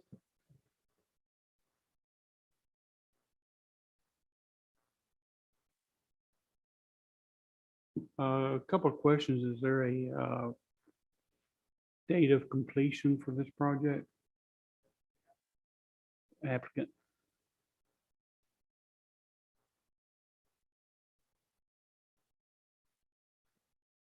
Again, Craig Brazier, CHW. We're asking for 20 years on the PD. So we feel that, that's a reasonable time frame for a project of this size to develop. So that's it. I mean, when we look at the regulatory process that we have to go through before we can even move dirt, I mean, could be another 2 years before we actually get that first development plan approved. So from there, then realistic, single family builds typically maybe 50 units a year. And, if that's steady, if we get that kind of average, that's going to be approximately 15 years there. And then whenever the non-residential starts coming online. So 20 years is kind of what we're estimating, what we're asking for. What about like the stadiums and the hotels? Those are obviously going to be driven a little bit more by end users. So we don't have a specific time frame for that. Obviously, some of that will be negotiated with the city for the championship stadium. But I could see, something like that being earlier in the process. The other ones are going to be driven by end users who already have some interest in that, but I don't have a specific time on that. And regarding the water towers, that can be paid by the applicant. I believe there again, that's up for negotiation with the city at that time, but I believe that is definitely being considered. And is there planning on any improvement to 46, Route 46? Yes, there again, as part of our, when we get into the more development plan portion of the project, we'll get into more detailed traffic analysis, and we very much anticipate improvements being made to that road. Not only along our boundary, we're anticipating some improvements that extend to the west, but there again, we'll know those details when we get into the specific traffic studies. One of the questions is kind of odd, but it's one of the problems that we have with Champions Park was the amount of gopher tortoises that were there and having to take care of all that. Just for my own edification, how do you deal with it, something of that nature? So there again, we do those gopher tortoise testing prior to development plans, because once you do one, they're only good for a very short amount of time, like maybe 30, 60 days. So you have to have those conducted. We'll go out there, and an environmental specialist will go out there, walk the site in a grid pattern, has to submit a report, And if they're there, we have to mitigate. Uh, So, but it has to be done right before construction, like I said, because that's an expensive process to do in itself, just having the site surveyed for gopher tortoise, and then it's only good for a short amount of time, so you better be ready to do something when you make that commitment. Okay, I was just kind of curious about that. Absolutely. And I'm not completely sure, but I think that our gopher tortoises here in Newberry are really prolific. So they may not even be on the national endangered species anymore. I think we're populating the planet. We'll find out. Commissioner Clark. hang on. Couple things, and I just want to get this is a big project. So is this development comes in and under, Mr. Stephen Davis and this whole land use, is there a management team involved in this? Or is this you sell the buildings and we're done with this project? Or how is this actually working on that? I mean, I don't think that those types of decisions have been made. Not yet. There again, that's pretty. Yeah, I'm ways down just, the line, but, yeah. okay. It hasn't been part of our discussions there again as part of the. master plan. HOAs on the subdivisions? I believe even that language is included in the draft ordinances. that have been provided. And, I mean, just by looking at the map, it just, Because they're, me personally, and I mean, nothing to do, this looks like a beautiful project, 20-year build out, lots of money and great things for Newberry. I just think that the lot sizes, to me, I just hate to see them crammed in, with every square foot utilized. I got it, but some subdivisions are a lot nicer with a little bit bigger lot lines and Sure. not the zero stuff that sure. people are anticipating, but And Mr. Mayor, to answer that question, this is a concept Mhm. that none of that is set in stone. But we had to have something to work backwards from. sure, And we had to arrive at our entitlement. fair enough. Numbers that we were trying to achieve. And if we get in there, and the market will definitely dictate that. If it's larger lots that sell, then what we're showing on there is potential smaller lot in a residential, then it'll be larger lot, because But you got many Yeah. subdivisions going on in That's this right. big, And all of big those, area. and those areas are flexible. That's why if you look at how we backed it down from that very specific concept plan into that very general kind of bubble plan for the PD, and that's really what we're asking for approval on, is that bubble plan in the PD, so that it gives us that flexibility as the market changes to address it in real development. And gopher tortoises are now vulnerable. They're no longer in danger. Just did a quick little search there. I saw it on the internet, so it must be true.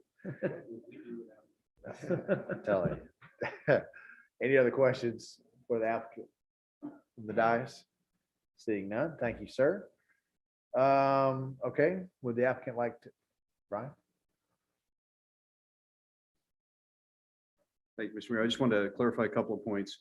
Number one, to the utilities question. The developer on this project, as with any of our projects, is required to pay for the extension of water and wastewater services adequate to serve that development. There may be some negotiation with the city if the city decides that it would be in the best interest of the city for future development to upsize the piping, to add a larger water tower, that kind of thing. So that's where the negotiation would come in. I didn't want anybody to think that the developer was not paying to bring in those services, because that's the way it happens. The developer pays, but it only has to be for the level that they actually need for the development. Anything above and beyond that, the city would then would pay for that upsizing. And then to Commissioner Clark's question about the lot sizes, if you look at the actual potential overall density, this is actually quite a bit less than what they could have asked for. And so those 40-foot lots, I saw the same thing and had the same thoughts. It's establishing a bare minimum. They can always go bigger. They can always add larger lots based, as you said, on market value.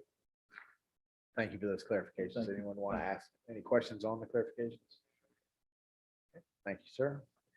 Okay, would the applicant like to make a final argument? Come on down, sir.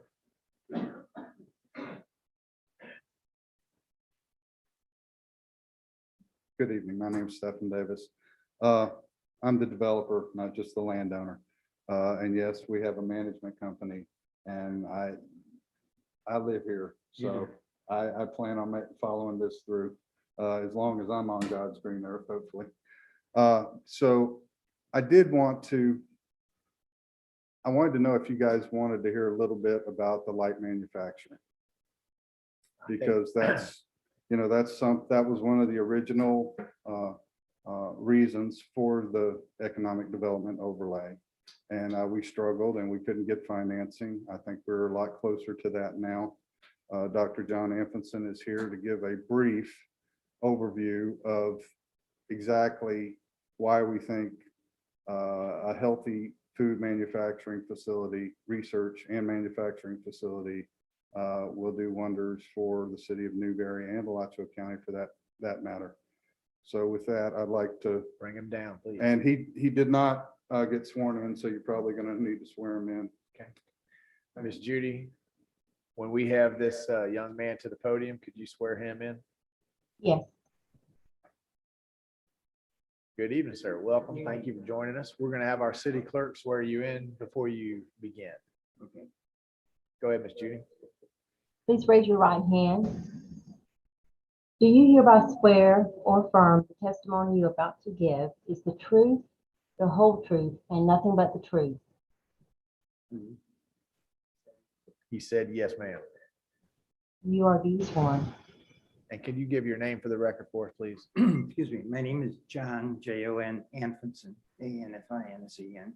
Wonderful. Go ahead and tell us about your work. Okay, well, Stefan just mentioned that we're going to give a brief overview. Our project is very technical, and I thought what I would be doing, would be doing a mini overview. No brief, that's too high. But anyway, what I wanted to do is kind of give just a feeling for the elements of it that you probably would see if you drove down the street in terms of the buildings and whatever. But when it gets down into the science and all what we're doing in there, because we're a highly scientific area, I just want to give you that feeling, and we can expand that later as we go along. But I felt that, first of all, what I would say is that we're bringing two elements in under a holding company. It's called the TechCom Group. We'll have one which is Health Solutions Hub, which is the research center.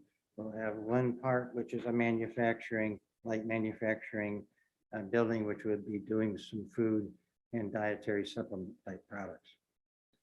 Now, so really when I'm always doing projects, and so I always want to know, what is it? Why are we doing it? What's the benefits? Well, I'm going to try to answer one of those, what is it? And why, because I have to answer that if I'm going to go into this business. Why am I doing this? Well, first of all, I've been in the food business a long time, and dealing with health solutions, working in the pharmaceutical companies, the major corporations, owning food companies and things of that nature. So along this line, what I would like to say is that the area that we're getting into is in basically around nutrition. And I can say that it's not like the nutrition you see today. And I say it this way because I deal a lot with the biotech companies and our own research in that area. And the John Hopkins and the Cleveland clinics in those areas, which are looking at nutrition as we're advancing and getting the ability here with all the analytical systems we have and whatever. And so if you were to go talk about nutrition to most people, it would go right over their heads what we're talking about. But let's say I would say the major reason that there's a bunch of reasons, I had to pick a few out, but two of them. One is that the present healthcare system in this country has failed to provide readily available, affordable, quality health care to all people, particularly the low-income people, special needs, and older people. Now, I deal with the doctors. Doctors are primary care. We do not. The doctors of the world deal with what the pharmaceutical companies want, and that's kind of another world. And the pharmaceutical companies educate the doctors. We're primarily do work a little bit with the doctors. We're primarily coming in from the biotech companies, the universities, the medical care. So we're living a different world. And if you look at where primary care is today, it is having some problems because it's failing. And at the same time, in the United States, the cost of primary care healthcare is $3.6 trillion. And that is what it was in the United States. They were the highest level of cost of healthcare by a large amount. And they were ranked 37th, and their performance was not that good. I won't go into a lot of detail on that. The other thing is a kind of, to me, it's always been a shocker.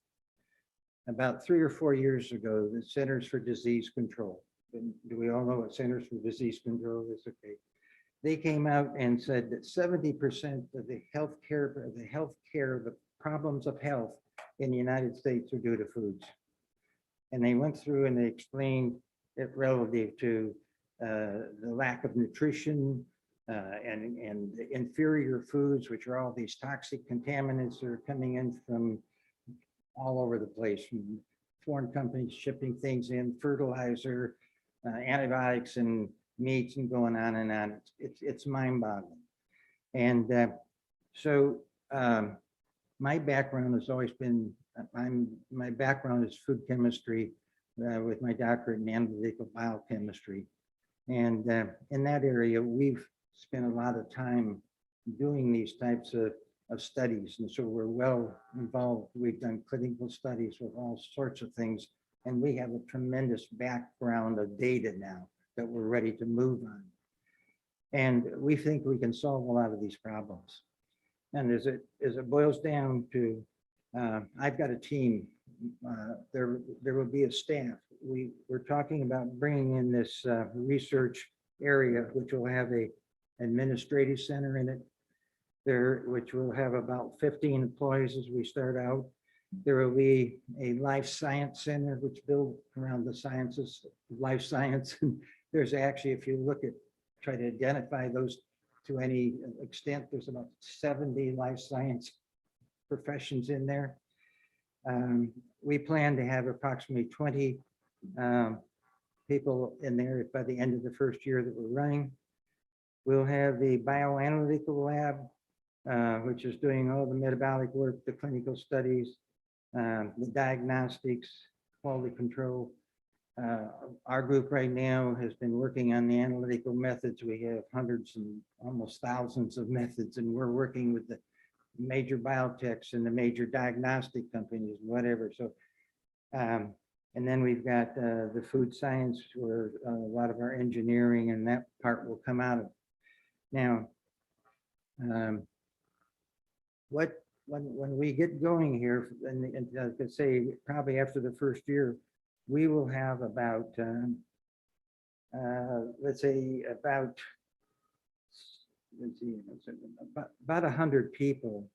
I'm sorry, about 80 people in the park there, in the hub. I call it the Health Solutions Hub. In that, we have about 80 people.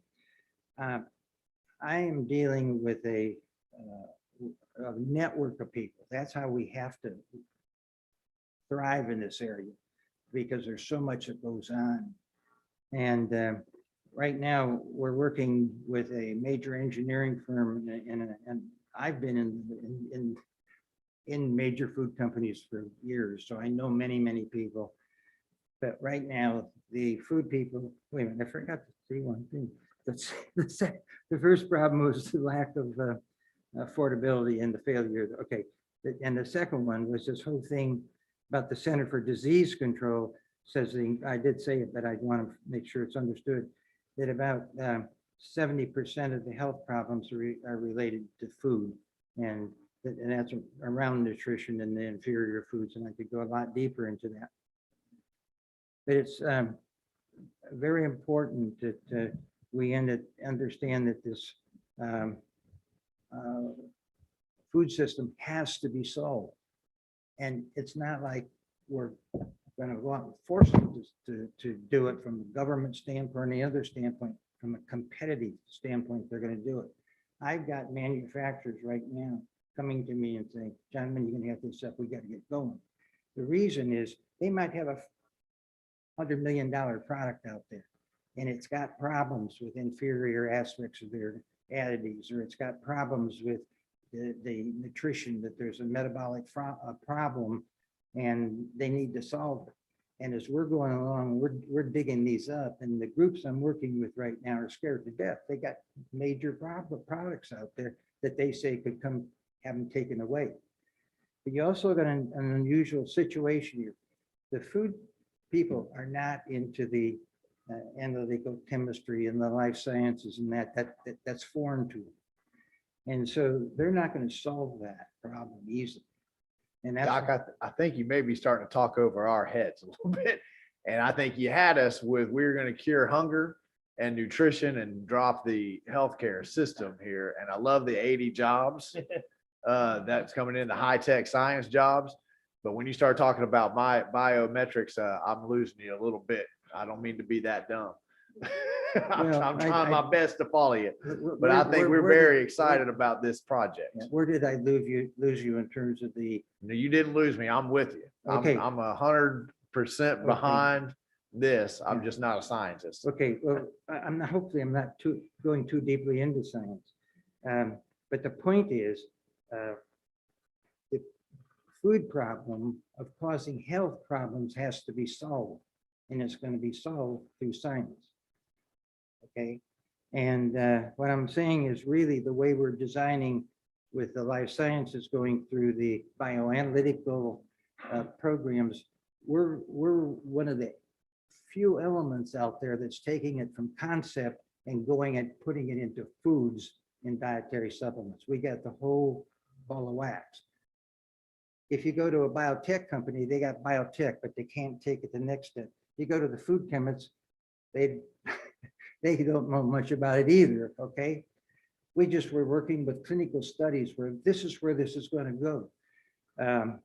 Pharmaceutical companies use clinical studies, and I've been in that for years. These clinical studies are what you're going to have to do to make health claims, to show that, hey, I've got a food out there and it's going to work for you, it's going to do this. These are the changes that are going to take place. And I think we would be really, really excited for that to be part of Newberry. I'm going to have to ask you to wrap it up because we are in the middle of a quasi judicial, which means I have to adhere to a certain kind of rules here. Okay. But we love the updates, and I think that it's an exciting project that Newberry has been talking about for 15 years. And we do appreciate you coming here tonight, sir, and giving us a little bit of a glimpse into your world. I appreciate it. I feel that I have a 2-pound sack here to put a ton of information into, and I didn't know what to pick.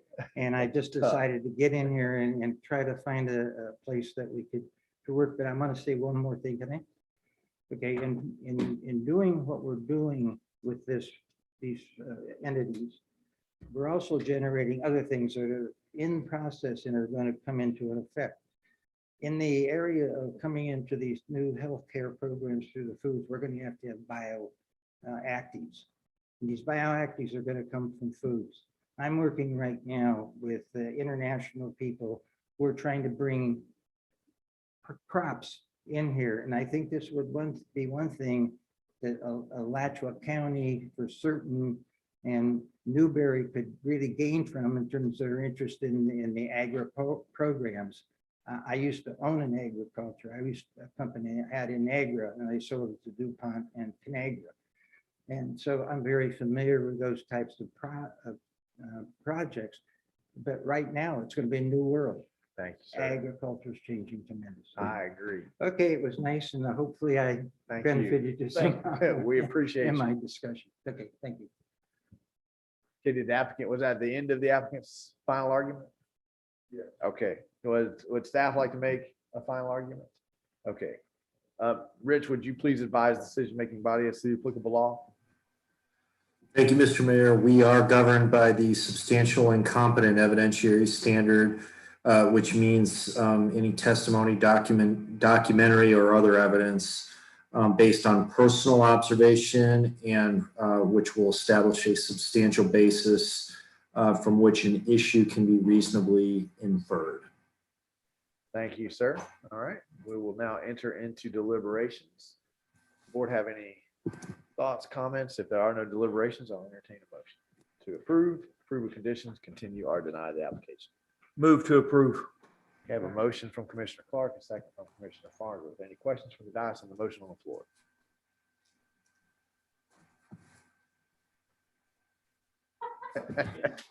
Dramatic effect. Okay, and we're going to move to public comment. If we get our phone number up there. Ladies and gentlemen, we've come to the end of our first quasi judicial. This is first reading of ordinance 2021-11. We have a motion probably seconded on the floor for approval with staff's recommendations. If you'd like to call in and make a comment on this motion, now is the appropriate time to do so. All you need to do to accomplish that is dial the phone number on the screen. That'll get you in the meeting. Once you're in the meeting, look at the bottom of your screen, see a little hand symbol. Click that hand symbol. That'll let us know you'd like to address the commission. Make sure you have the opportunity to do so. We're going to begin with live comment in the chamber, then we'll go to virtual comment. Do we have anybody here in the chamber live who'd like to make a comment on the motion on the floor? Seeing none, we'll go to virtual comment. Do we have any virtual hand raised, Mr. Dean? Seeing none, we will come back. All those in favor of the motion on the floor signify by saying aye. Motion passes unanimously. Okay, that's going to move us to the next quasi judicial. This is application to rezone 311.81 acres identified by Alachua County parcel numbers, known as Sandia Town Park Phase 2. Janine, have we had anyone new come into the virtual? Okay, thank you, ma'am. And I'm not going to go back through the entirety of our quasi judicial procedure. I'm going to begin with Rich reading the ordinance into the record, and then we will do ex parte on this item. Rich.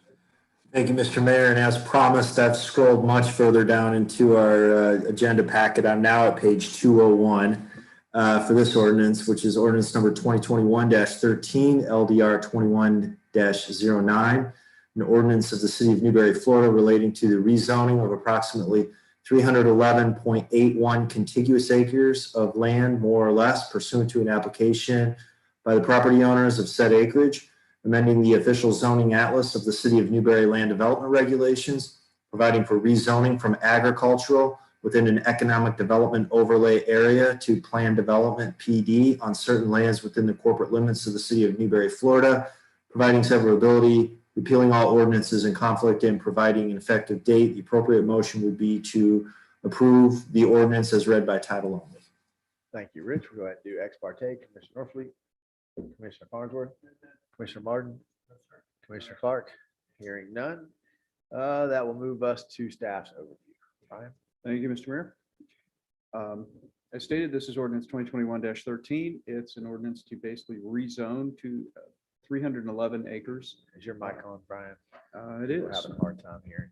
Maybe just speak up a little bit. Okay. This is probably the only venue I ever get told talk louder.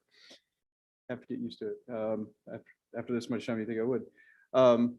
This is basically a rezoning application on 311 roughly acres to change the zoning from agriculture to planned development. You might be asking, well, if we have a phase 1 and a phase 2 and we're amending phase 1 and we're asking for a rezoning on phase 2, why are we looking at phase 2 first? Actually, the simple answer to that is that there are, as Mr. Brasher had mentioned, the entitlements that are already in place for phase 1, they're shifting some of those down into phase 2.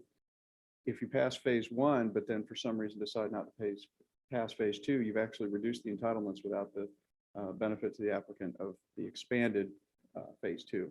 And so that's the reason for they kind of flip it, and we're going to look at phase 2 before phase 1. So that's the existing phase 1 that we talked about, and it was mentioned in the applicant's presentation.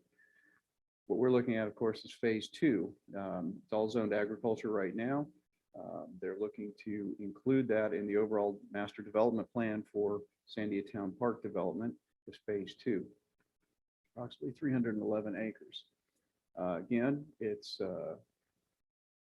basically we create a new area of the master developed subdivision development. They would overall be allowed, if approved, to go with 750 single family, whether it's detached townhomes, et cetera, type of units. It would allow for up to a little over 500,000 square feet of light manufacturing. And as discussed, would allow for the development of a championship tournament baseball stadium, as well as up to 150,000 square foot additional sports arenas. And the phase 2 would be contingent upon passage of ordinance 2021-11, which was the EDA overlay expansion area. Because without that, this would be, it wouldn't make sense to go ahead and rezone this, because they wouldn't be able to pursue the development as presented. And with that, turn it over to the applicant. Thank you, sir. Okay. Come on back down. Again, appreciate it. Craig Brazier with CHW. I don't have anything new to present. I just want to ask that you put our previous presentation and testimony from the previous item into the record for this. I'd be more than happy to answer any new questions that y'all might have. So shall it be. Again, I've not been contacted by anybody wishing to claim a third-party intervener status. So that is going, Brian, did you give the recommendation? Come on back and give us the recommendation real quick. A little bit more to it than that. The staff report basically demonstrates the application, the master development plan, the bubble plan that was alluded to earlier. Here you've got area A and B. The southwest corner is where the single family residential development would occur. And then the crosshatched pattern, that's going to be where you'll have mixed use. So you can have some residential development, but you'll also have some additional mixed use opportunities. Would again allow for up to 750 single family residential units. You notice there is no multifamily on phase 2. That's still going to be reserved for phase 1. Up to 1,000 seat stadium, 150,000 square foot of arena. This just lists the single family residential units that would be permissible under this designation, as well as under mixed use, the various uses that are allowable under a mixed use category. And then, of course, light manufacturing, we also have a list of different uses that would be allowable in light manufacturing. Project benefits to the city of Newberry. Staff believes that there are going to be substantial improvements to the water and wastewater in the area, not just that would serve this site, but the water and wastewater extension becomes available ultimately to other development in the vicinity. As mentioned, the inclusion of a water tower would benefit water pressure, not just on this site, but anywhere that is connected to. There'll also be some, we anticipate transportation service enhancements, both at the 30th Avenue and 46th Avenue intersections, crossings over the rail lines, and possibly, as alluded to, some western improvements on 30th as well. Of course, it'll also provide new commercial and manufacturing job opportunities, which is something that we believe will help diversify the city's economy, provide more jobs in Newberry for people to work so they don't have to commute back into Gainesville. And there will definitely be significant capital investment in the community throughout whether residential or commercial or light manufacturing will be a substantial increase in the city's tax base. And then, of course, the championship ballpark arena. That's one thing that we've got some great facilities. We're very proud of them.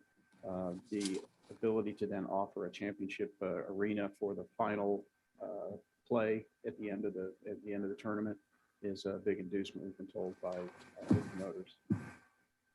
So with that, staff recommends that the city commission approve the ordinance 2021-13 on first reading. Okay, thank you, Brian. Now I will interject that I've not been contacted by anybody wishing to claim a third-party intervener status, and that will take us to public comment. Get our phone number up there. Ladies and gentlemen, we have come to public comment of our second quasi-judicial. This is item 8 of tonight's published agenda. This is an application to rezone 311 acres. This is the first reading of ordinance 2021-13. If you'd like to call in, make a comment on any of the information that you've heard in this presentation, now's the appropriate time to do so. You can accomplish that by dialing the phone number on the screen. That'll get you in the meeting. Once you're in the meeting, look at the bottom of your screen, see a little hand symbol. Click that hand symbol. That'll let us know you'd like to address the commission. We'll make sure you have the opportunity to do so. We're going to begin with live comment from the chamber, then we'll move to virtual comment. Do we have anyone live here tonight who would like to address the commission? Come on down, sir.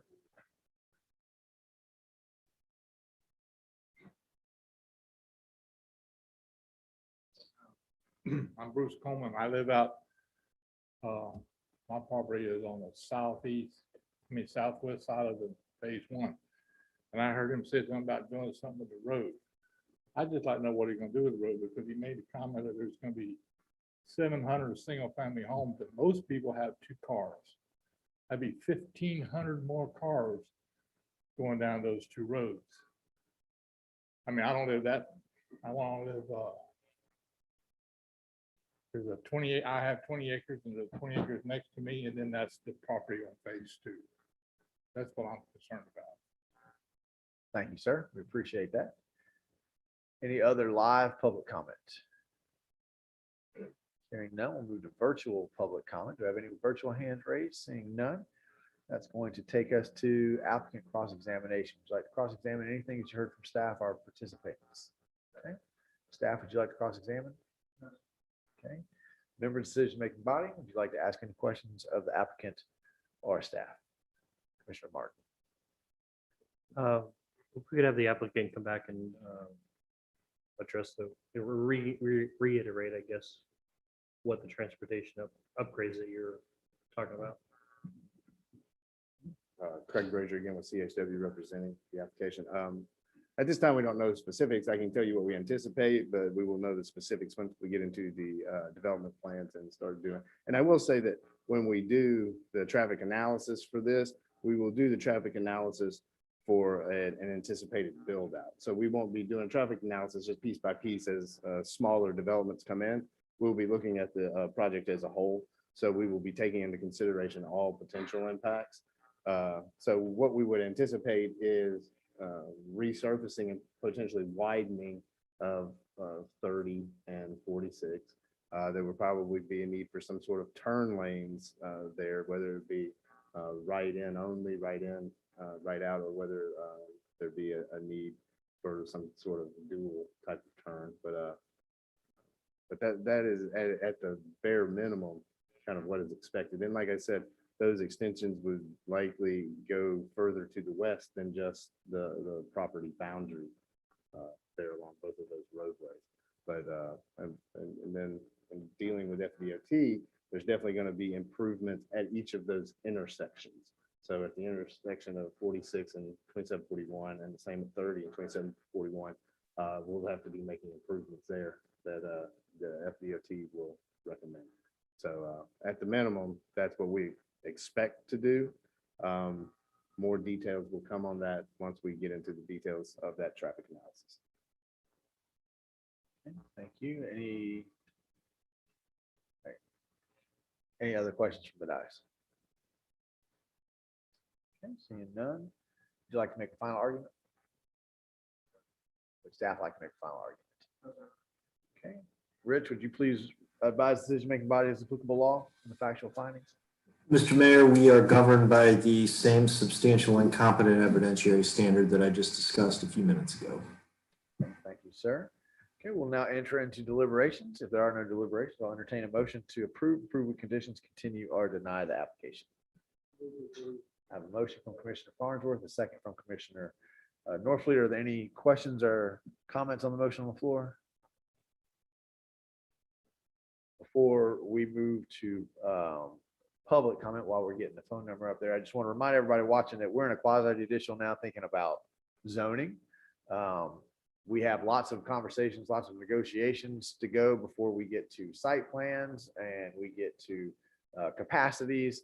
And so some of these questions may to the public sound vague, but they're on point for where we are in this process.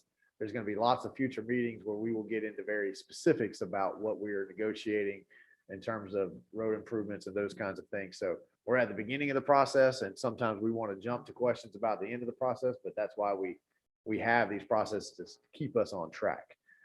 So we have our phone number up, ladies and gentlemen. I have a motion, probably second on the floor, to approve on first reading ordinance 2021-13 as with staff's recommendation.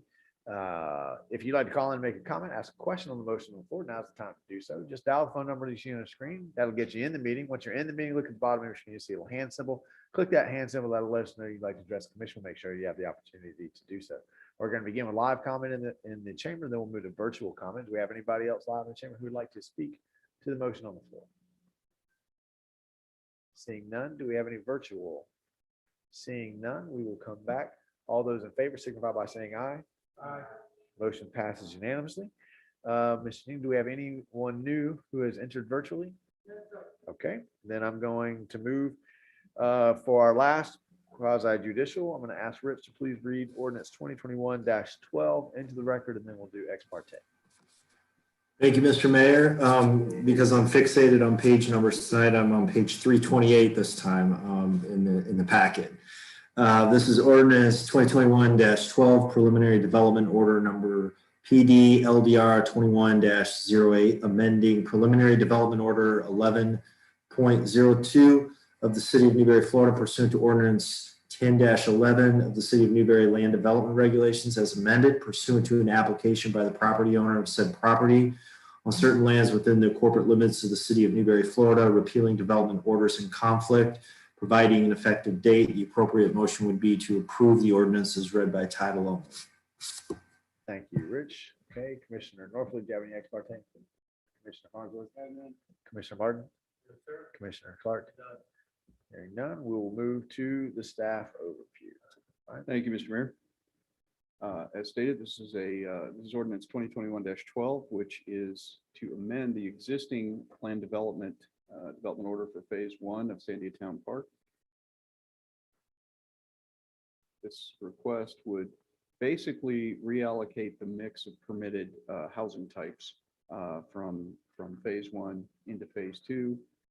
It will actually reduce the overall number of single-family units in phase 1, reduce the total number of multifamily units again in phase 1, and reduce the overall commercial component of the PD in phase 1. Reduce the number of hotel and motel rooms, which I know we've all wanted a hotel development in Newberry, but I think 400 rooms would be a pretty good start, which it still would allow for. Again, the property location is phase 1 directly west of Champions Park, approximately 148.85 acres. And with that overview, I'll turn over to the applicant. Thank you, Kerr. Sir, come on down one last time. Thank you, Mr. Mayor. Craig Brazier with CHW. Again, nothing new for this item, but we would just like to have our previous presentation testimony put into the record for this as well. So it shall be. Thank you. All right, Brian, I don't know why you sat down. Come on back. Staff report and recommendation. Thank you, Mr. Mayor. So again, the bubble plan for the amended development order, development master plan, side A and side B. A was single family residential, B is the mixed use area with commercial. Blowing that up a little higher, you've got now the amended development order for phase 1 would allow for up to 200 single family units, which is actually a reduction of 30 from the original entitlement. Multifamily units would be a total of 400, which is a reduction of 270 total multifamily units. And then 300,000 square feet of commercial, a reduction of 70,000 square feet, and a reduction of 200 hotel rooms with a still remaining 400 hotel room capability. Again, the different uses of allowable under residential single family, same with mixed use. It's the same list as phase 2. Substantial improvements to the area, again, water, wastewater service extensions, transportation improvements eventually, new commercial and manufacturing jobs, diversifying the economy, and significant capital investment in the community, diversify the city's tax base, and the promise of a championship ballpark arena with up to 1,000 seats, which also increases the potential for hotel motel development. And so I wanted to try to make this as a complex mix and remix as simple as possible. I know, unfortunately, I confused the Planning and Zoning Board when I presented this, so I've tweaked it a little bit to hopefully make it a little more readable. So again, under phase one, they can develop up to 200 single-family units, 400 multifamily units, 300,000 square foot of commercial, and up to 400 hotel rooms. Phase two, if approved, would allow for an additional 750 single-family units, stadium with up to 1,000 seats, sports arena addition of 100 up to 150,000 square feet, and light manufacturing well over 500,000 square feet. And so when you boil all that down, you have combining the two now, you have a total of 950 single-family units, all types of single-family units, which is an overall increase in single-family of 720. Multifamily units decreases by 270, is not picked up in phase two, so you still only have 400. And so what you ultimately overall have is a net residential unit increase of 450 units, which sounds like a lot until you look at the fact that they've added over 200 acres of potential residential development, but only 450 units, which actually works out to be an average of about 2 units per acre net. And so it's actually fairly low density addition. Commercial, 300,000 square feet, again, was an overall reduction. Same with the hotel and motel rooms, and then addition of light manufacturing and sports arena. And so that hopefully fairly succinctly describes the overall impact of both developments, phase one and phase two. And of course, the championship stadium. Staff recommends approval to the City Commission for ordinance 2021-12, and the Planning and Zoning Board on their special meeting March 15th also voted unanimously to recommend approval of the ordinance to the City Commission. Thank you, Brian. Okay. I've not been in contact with anybody who wishes to claim third-party intervener status. That's going to move us to public comment. Ladies and gentlemen, we are at public comment for our third quasi judicial tonight. If you'd like to call in and make comment on anything that you've heard up until this point, now is the appropriate time to do so. All you need to accomplish is dial the phone number on your screen. That'll get you in the meeting. Once you're in the meeting, you'll look at the bottom of your screen. You'll see a little hand symbol. Click that hand symbol that lets us know you'd like to address the commission. We'll make sure you have the opportunity to do so. We're going to begin with live comment in the chamber, and then we're going to go to virtual comment. Do you have anybody live in the chamber who'd like to address the commission? Come on down to the podium, sir. Keith Ashby. I live in Countryway in Newberry. And I would just tell you, I had the opportunity with Stephen Davis to be involved in the original part of this whole project. And to see what you have done as a commission and the city, I think is commendable.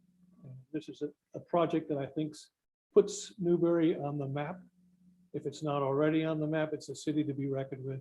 And so I congratulate you, and I look forward to this project coming to culmination. Thank you very much.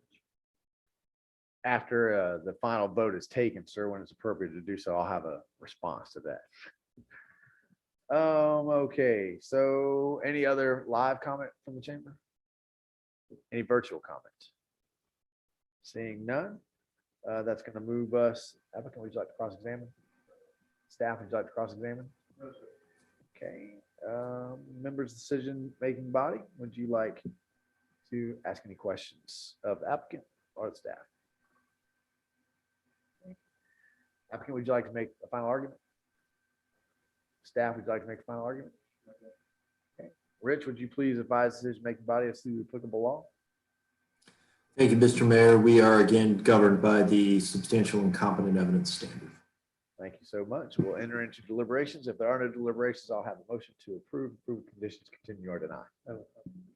Commissioner Martin. Thank you very much for continuing to pursue this project, even though it's taken a long time for us to get here. Earlier tonight, this was giving me a little bit of heartache just from a expansion angle, I guess you could say. But listening to Dr. Simon earlier, that was the second time I've seen this presentation.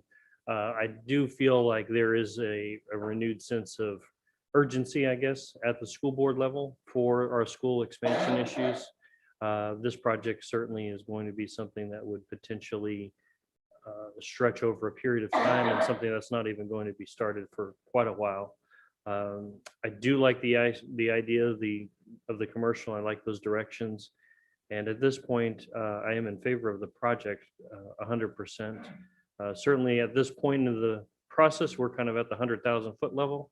We're not getting down into the super details or any of that stuff. So those sorts of things will come to bear, and the community will certainly, I'm sure, be engaged in talking about a lot of those things. But thank you very much. Any other deliberations? Not, I'll accept a motion. Do I have a motion? I have a motion from Commissioner Clark, second from Commissioner Martin. Any questions, comments on the motion on the floor from the board? Hearing none. Well, ladies and gentlemen, we've come to the end of our third quasi judicial. This is ordinance 2021-12. I have a motion, probably second on the floor for approval. If you'd like to call in and make a comment on any of the application tonight, now is the appropriate time to do so. You can accomplish that by dialing the phone number on the screen. That will get you in the meeting. Once you're in the meeting, look at the bottom of your screen, see a little hand symbol. Click that hand symbol that will let us know you'd like to address the dais, and we'll make sure you have the opportunity to do so. We're going to begin with live comment in the chamber, then we'll move to virtual comment. Do we have anybody here live who would like to address the commission? Seeing none. Do we have any virtual? Seeing none. I have just a few more seconds. Make sure that our YouTube video watchers have equal opportunity. And that has expired. Anyone else join at the last second? No. All right. Thank you. All those in favor of the motion on the floor signify by saying aye. Aye. Motion passes unanimously. And I'd like to echo Commissioner Martin's comments and Mr. Ashby's comments.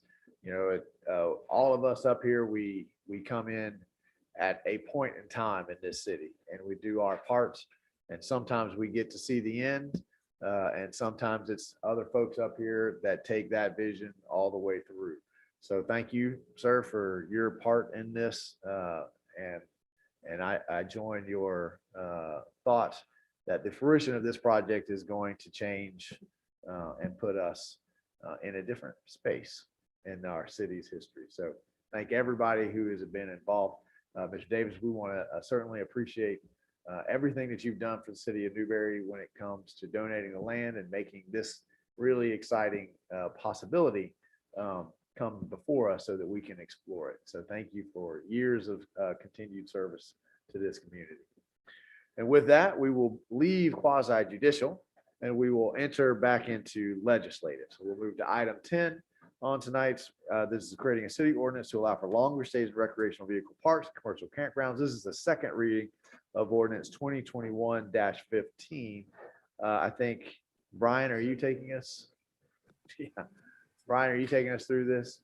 Rich, while he's making his way down, will you go ahead and read the ordinance into the record for us?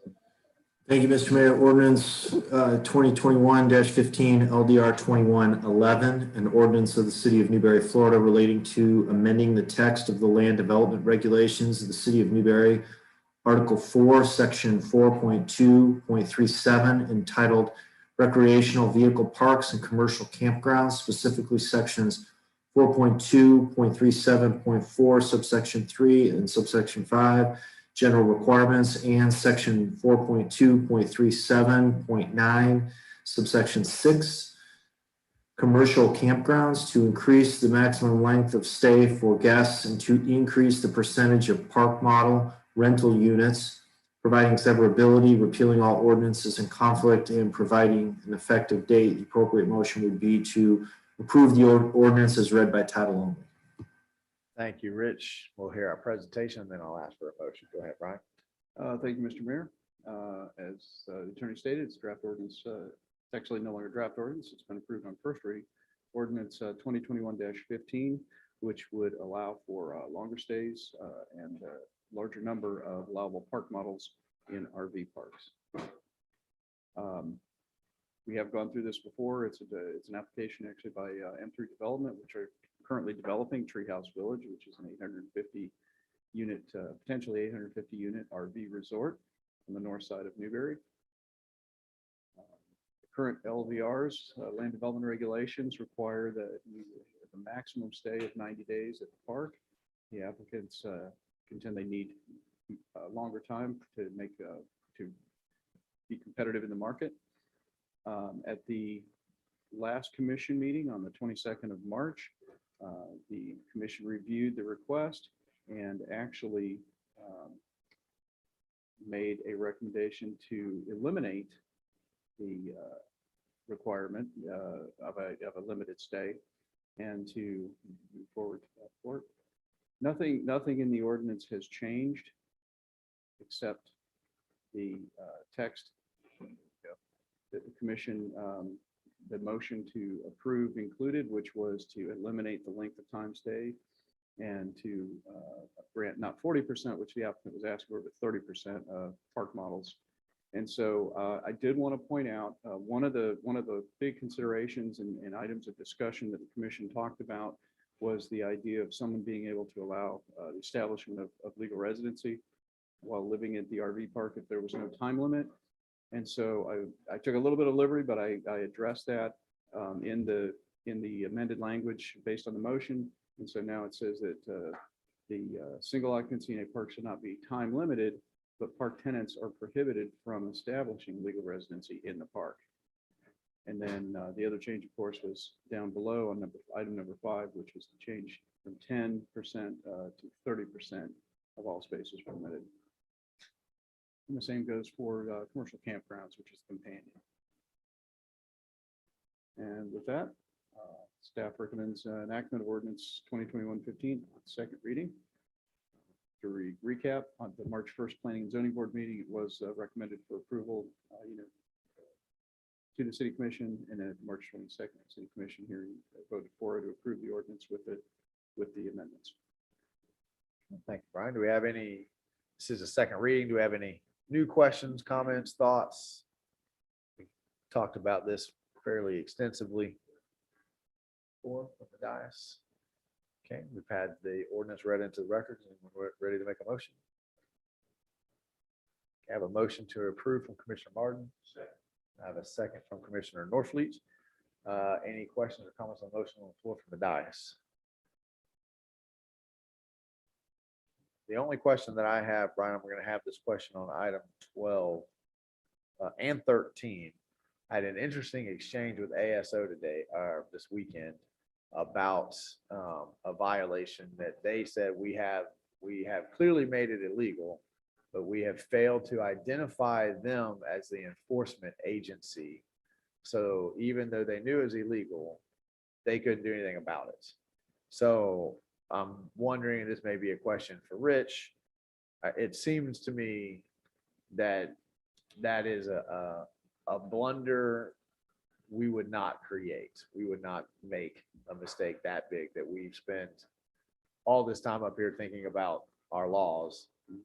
We sign a contract with ASO that says they're our law enforcement agency, and yet we don't identify them as the ones who are supposed to enforce the laws.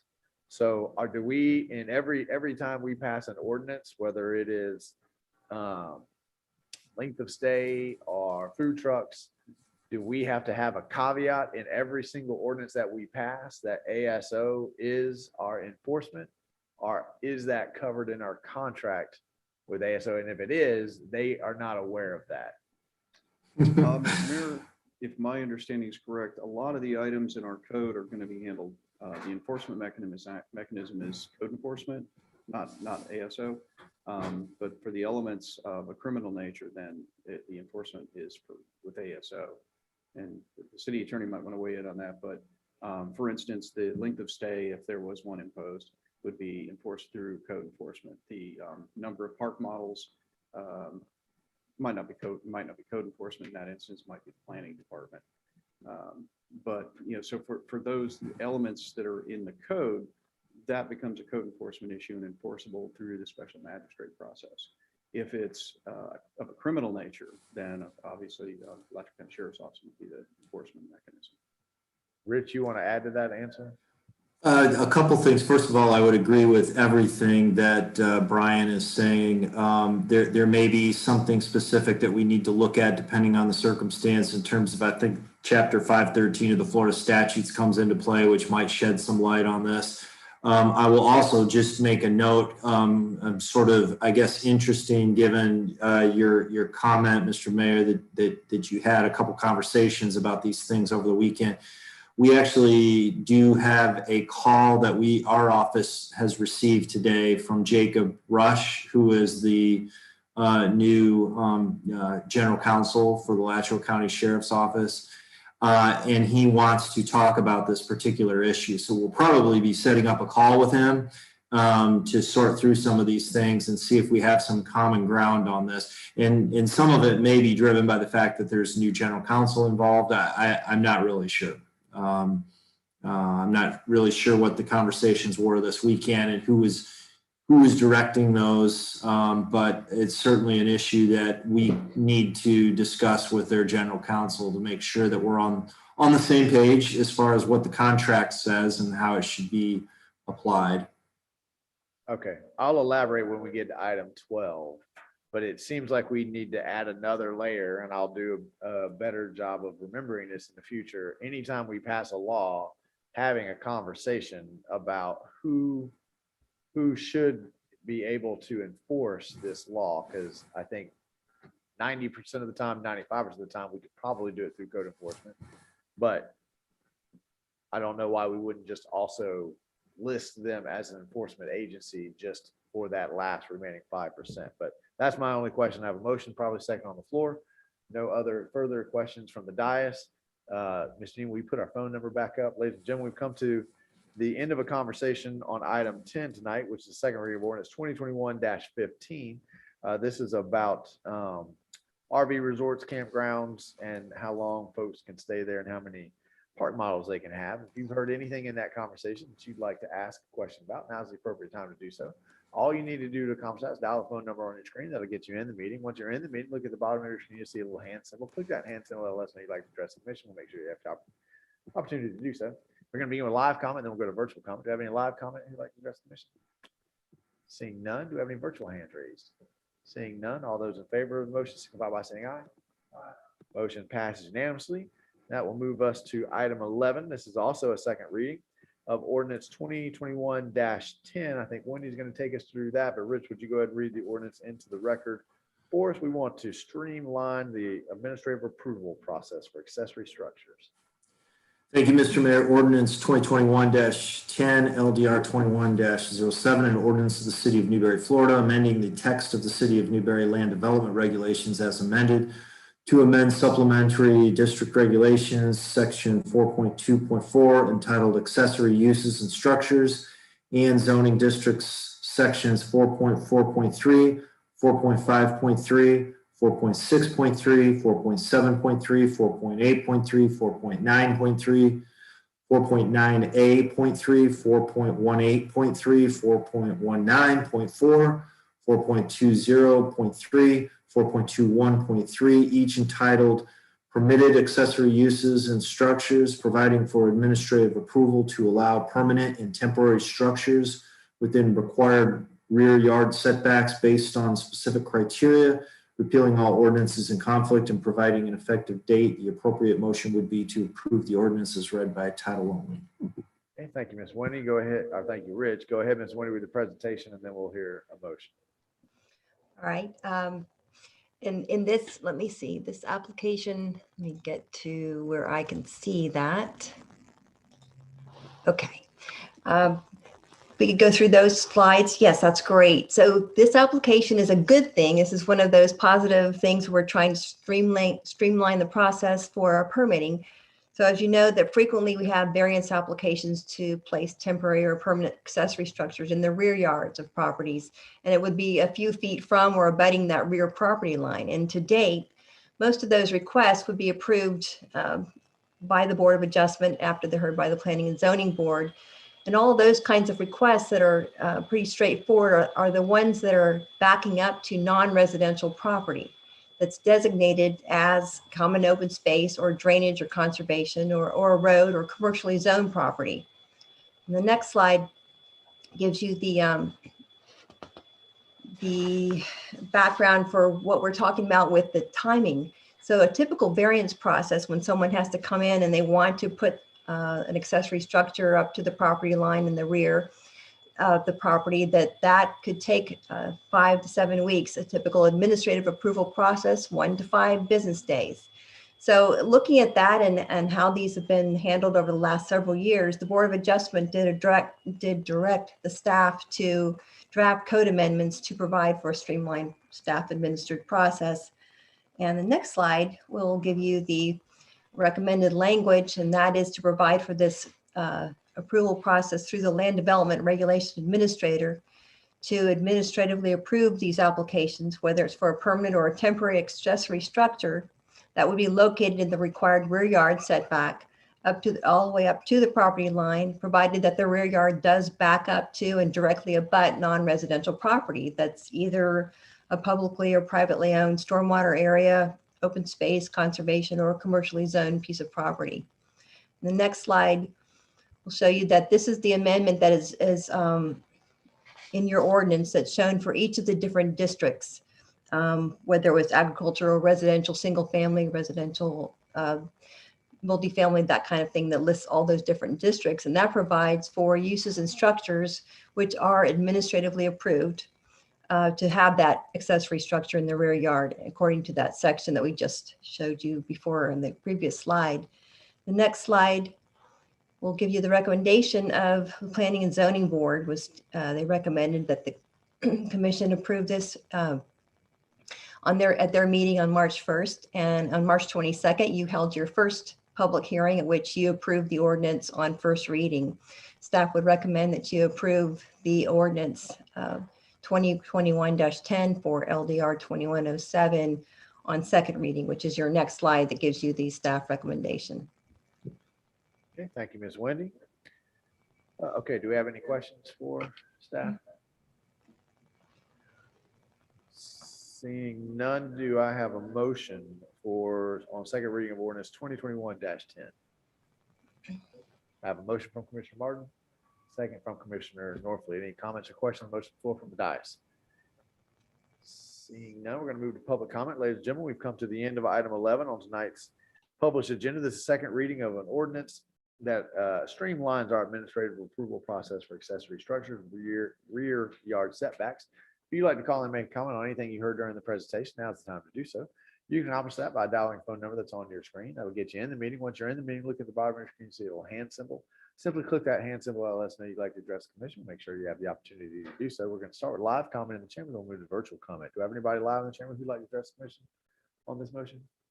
Seeing none, we'll move to virtual comment. We have no virtual comment. All those in favor signify by saying aye. Aye. Motion passes unanimously. That'll take us to item 12 on tonight's city ordinance regulating food trucks. This also is a second reading of ordinance 2021-02. As Brian makes his way down, Rich, would you please read the ordinance into the record? Thank you, Mr. Mayor. Ordinance 2021-02, LDR 21-01. An ordinance of the City of Newberry, Florida, amending the Code of Ordinances of the City of Newberry by amending Chapter 66, Peddlers and Solicitors, providing regulations for mobile food trucks operating within the city, establishing prohibitions, establishing operating requirements, establishing penalties for violations, amending Section 66-30 definitions, adding mobile food dispensing units as a temporary use allowable within the city in non-residential zoning districts, providing severability, repealing all ordinances in conflict, and providing an effective date. The appropriate motion would be to approve the ordinances read by title only. Thank you, Rich. Thank you, Mr. Mayor. As stated, this draft ordinance 2021-02, which is regulation of food trucks. It was passed on first reading by the City Commission. And so rather than go through all of the iterations of everything, the Commission has seen it before. I'll focus on the areas that had changed based on the motion that was approved. Find it. It's pretty long, pretty lengthy.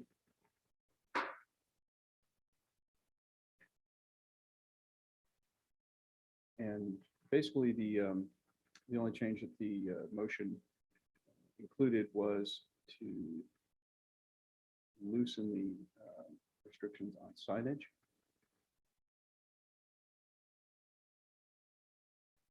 Almost there.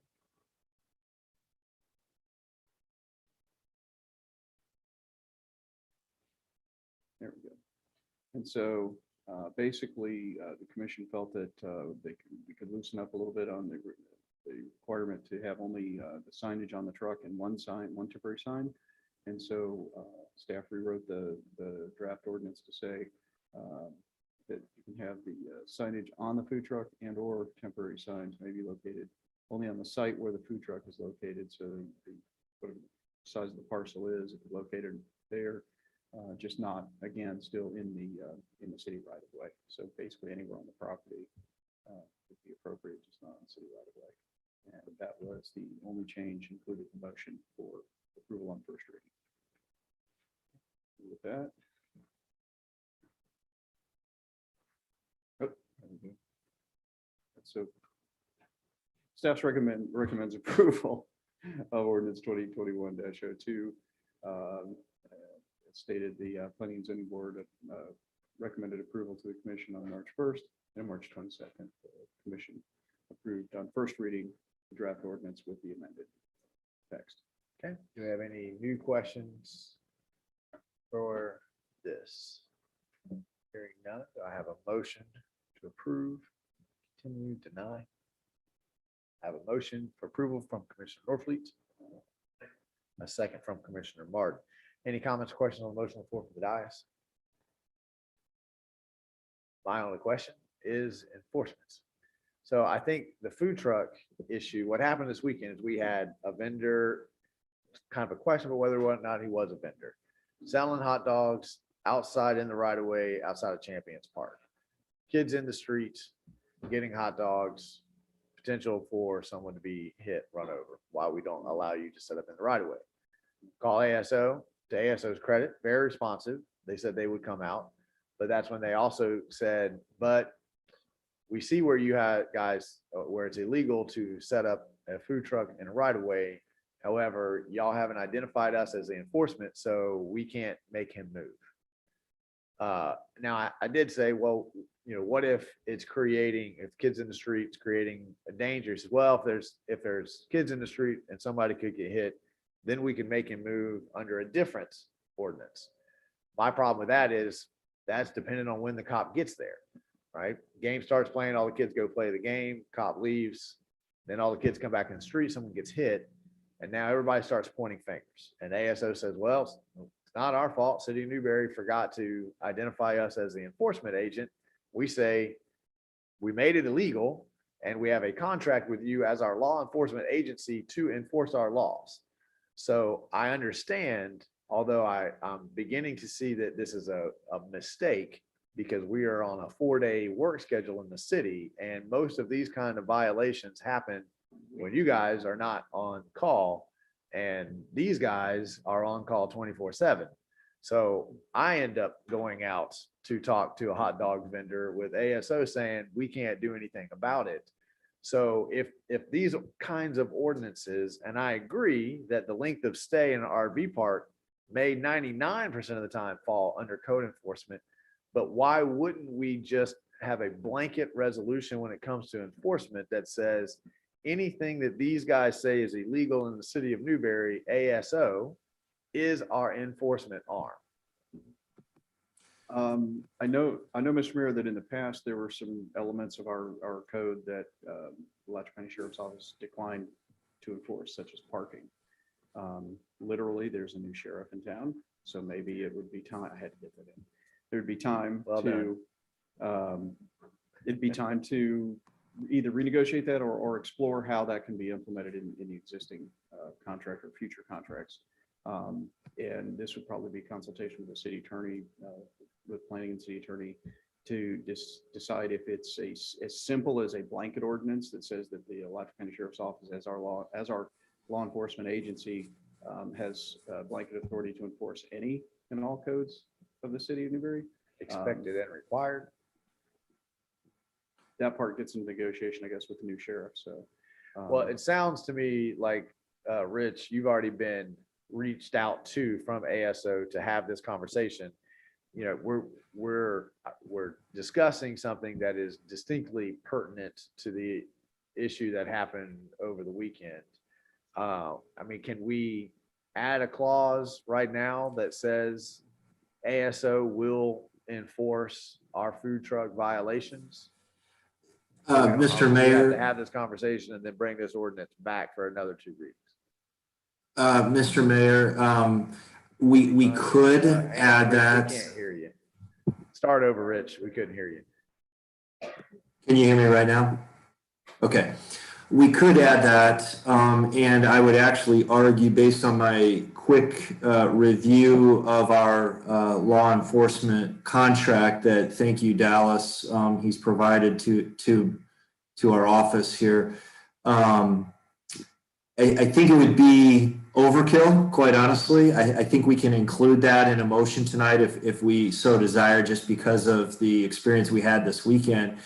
But obviously, I think the starting point in our conversation with the general counsel is going to be section 6 of that contract, because it seems to have a pretty blanket statement in there. It does say, I'm just going to read from it.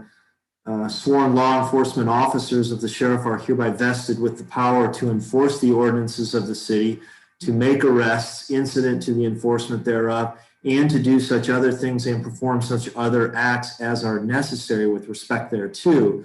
So that seems to be pretty broad sweeping with respect to all ordinances, no exceptions. It does go on, and it does say, however, at no time will sheriff's personnel be called upon to perform the duties and responsibilities of a code enforcement officer. Now, when I read that, though, my initial take on it is that the sheriff's office still has the ability to arrest or whatever they think is appropriate. They don't necessarily, though, step into the shoes of a code enforcement officer and go through the whole notice procedure that we have. Put them on notice that you could find yourself in front of the magistrate and schedule a hearing and things like that.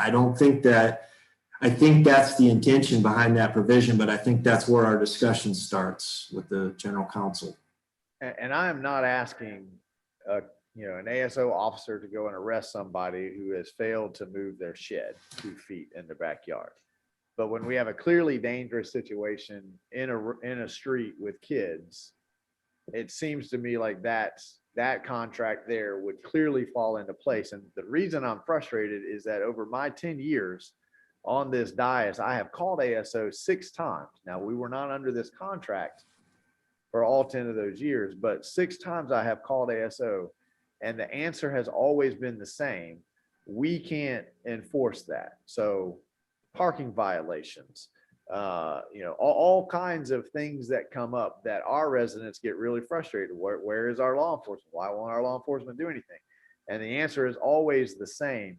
And when this happens on a Sunday morning at 10 o'clock in the morning, I don't have you, Rich, and I don't have Brian, and I don't have a city manager to handle the argument.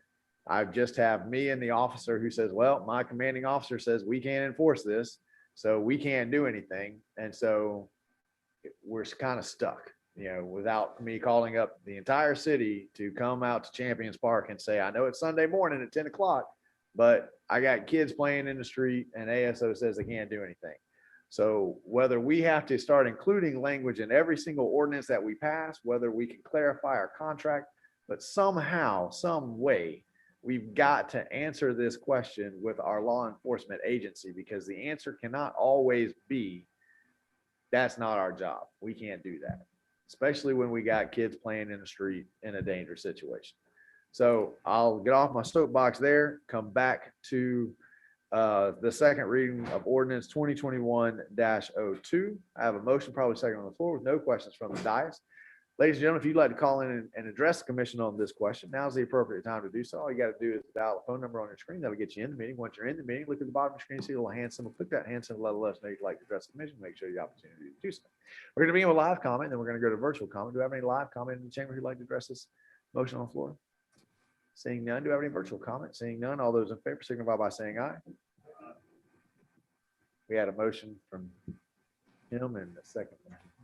Maybe it was a motion from him, and a second from him. Ms. Judy, do we have a motion on the floor for that? Yes, we have a motion for Commissioner Norfleet and Commissioner Norfleet made the motion, Commissioner Martin seconded it. Okay, just check. Oh, thank you, sir. Did anyone want to amend their motion to include language that law enforcement will be our enforcement branch for the food truck ordinance? Making a motion, want to amend that? Or leave it for later negotiation? I think it needs to be in the negotiations on the contract, because even if it's in there and the commanding officer, they got so many municipalities that they're dealing with at the same time. Yeah, I tend to agree. I mean, it sounded to me like the conversation that I had over the weekend. If we go this route, then even if it's there, they're never going to find it, because I kept saying, look, we got a contract saying that y'all are enforcement. It says, well, I can't see that. All I'm looking at is this ordinance. So let's see what comes from the negotiations and then we'll come back to it. So is that good with everyone? Okay, so I have a motion probably seconded on the floor. Any other questions? No? All those in favor signify by saying aye. Motion passed unanimously. And that's going to move us to item 13, which is a city ordinance to allow for neighborhood block parties under specific conditions. Rich, would you go ahead and read second reading of ordinance 2021-03 into the record, and then Brian will give us a presentation on it. Thank you, Mr. Mayor. Ordinance 2021-03, LDR 21-03, an ordinance of the city of Newberry, Florida, amending the text of the city of Newberry Code of Ordinances and Land Development Regulations to amend section 14.10 entitled Special Permits for Temporary Uses in chapter 94 entitled Traffic and Vehicles, providing severability, repealing all ordinances in conflict, and providing an effective date. Appropriate motion would be to approve the ordinances read by title only. Thank you, Rich. Go ahead, Brian. Thank you, Mr. Rear. Again, this is draft ordinance 2021-03, regulating block parties, neighborhood block parties under certain circumstances. The origin, of course, as we discussed before, was problems that other communities have had with so-called block parties that block off neighborhood streets, shut down neighborhoods, prevent people who actually live in the area from being able to access their homes, and unfortunately other associated problems, and all the way up to level of shootings and such. And so basically this was approved on first reading by the commission without change. But there was, I will address, there was a fair amount of back and forth on the forums about this. And I think it was just stemmed from a misunderstanding that people thought we were all of a sudden regulating neighborhood block parties. And actually, just to clarify, the intent is to allow those neighborhood block parties, legitimate neighborhood block parties, as easily as possible, and yet providing a mechanism to prevent the other kind of, ostensibly called block parties that aren't really block parties, for the neighborhood, to prevent those. And this would, to the mayor's point, be another prime opportunity to clarify with law enforcement enforcement mechanism, because it's going to happen generally late at night on a weekend, and the sheriff's office would be the logical enforcement mechanism. And since ASO has asked us for this one, I wouldn't anticipate that one being a problem. But it's a good point of clarification. And just, I don't know if you guys were watching, but over the Easter weekend, there was another one that swelled to 2,000 people really quick. There weren't any reports of violence, but there was a whole lot of reports of upset neighbors, because these things happen in the wee hours of the morning, so go ahead, Brian. And so again, it just defines that a block party is actually a small scale, short duration event. If you are not intending to block off the street and limit access to the area, then you don't actually have to get a special temporary use permit for this. It's only those where you anticipate that you're going to block off the street, which was actually the requirement before. This just further codifies it and clarifies that if you're going to close the street down, you've got to get a administratively provided temporary use permit. And that way we know the street's going to be closed down and have some management over it. And allowable areas basically limited to residential sections, but not only. Sets duration limits, and has a list of prohibitions designed to basically prevent the large scale types of block parties from cropping up. So staff recommends enactment of ordinance 2021-03 on second reading. was recommended for approval on March 1st by the Planning and Zoning Board, and on March 22nd, the commission voted to approve on first reading. Thank you, Brian. Does the commission have any questions from Brian? If there are no questions, I'll entertain a motion. I have a motion from Commissioner Clark, a second from Commissioner Martin. Any comments or questions from the dais on the motion on the floor? Seeing none, we'll move. ASO's got this one. I like this one.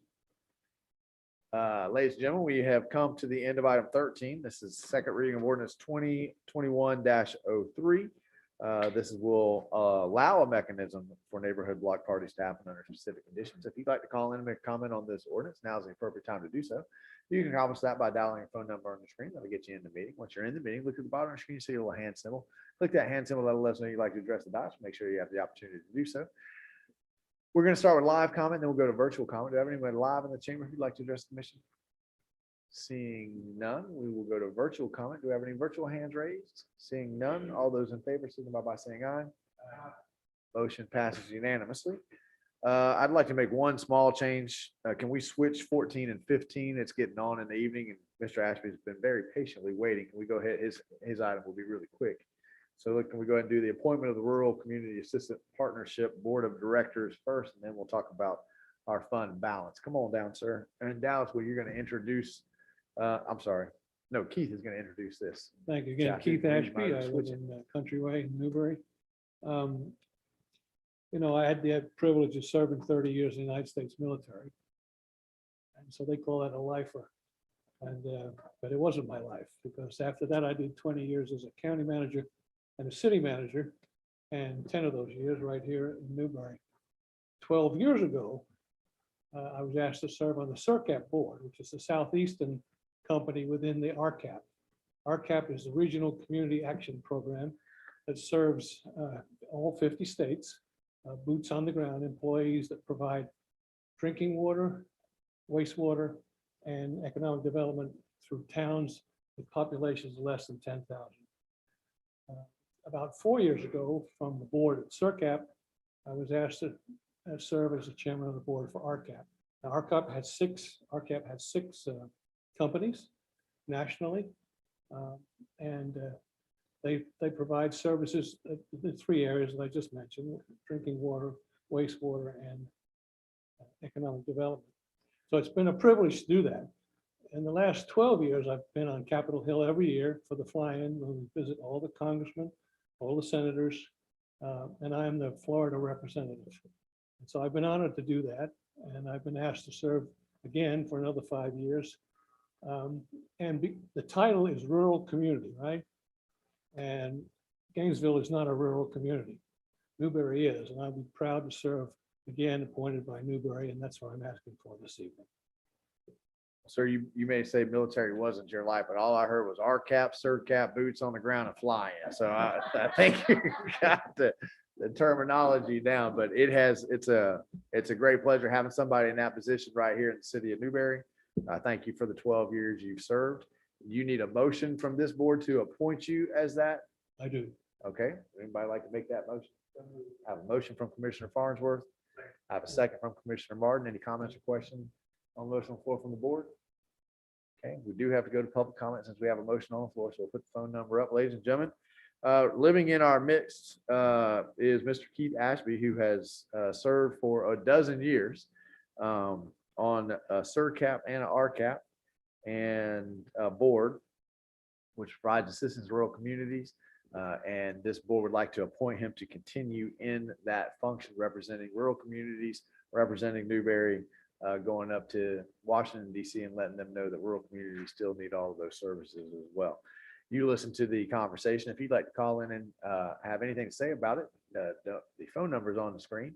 All you need to do is dial that number. That'll get you in the meeting. Once you're in the meeting, look to the bottom of your screen, see a little hand symbol. Click that hand symbol, that'll let us know you'd like to address the board. We'll make sure you have the opportunity to do so. That's about 30 seconds right there. We're gonna start with live comment. Do you have any live comment in the chamber on the motion on the floor? Seeing none. Do you have any virtual comment? Seeing none. We'll come back to the board. All those in favor signify by saying aye. Aye. Motion passed unanimously. Thank you, sir, for all you've done for Newberry, all you've done for the country, and all you Thank you. continue to It's do. an honor to serve with you. We're going to miss you, so God bless you. Take care. Thank you very much. She's got a couple good kids who came out of Newberry High School. All right, thank you, sir. And now we will go to new item 15, which is the fund balance policy resolution 2021-12. Dallas, you want Rich, go ahead and read that resolution in first. Rich, you ready? Yes, resolution 2021-12, a resolution of the City Commission of the City of Newberry, Florida, establishing a fund balance policy and providing for an effective date. The appropriate motion would be to pass the resolution as read by title only. Thank you, Rich. Dallas, you want to take us through the presentation and then we'll have a motion. Yes, sir, Mr. Mayor. Thank you. Before the commission tonight is a fund balance policy, also known as reserves.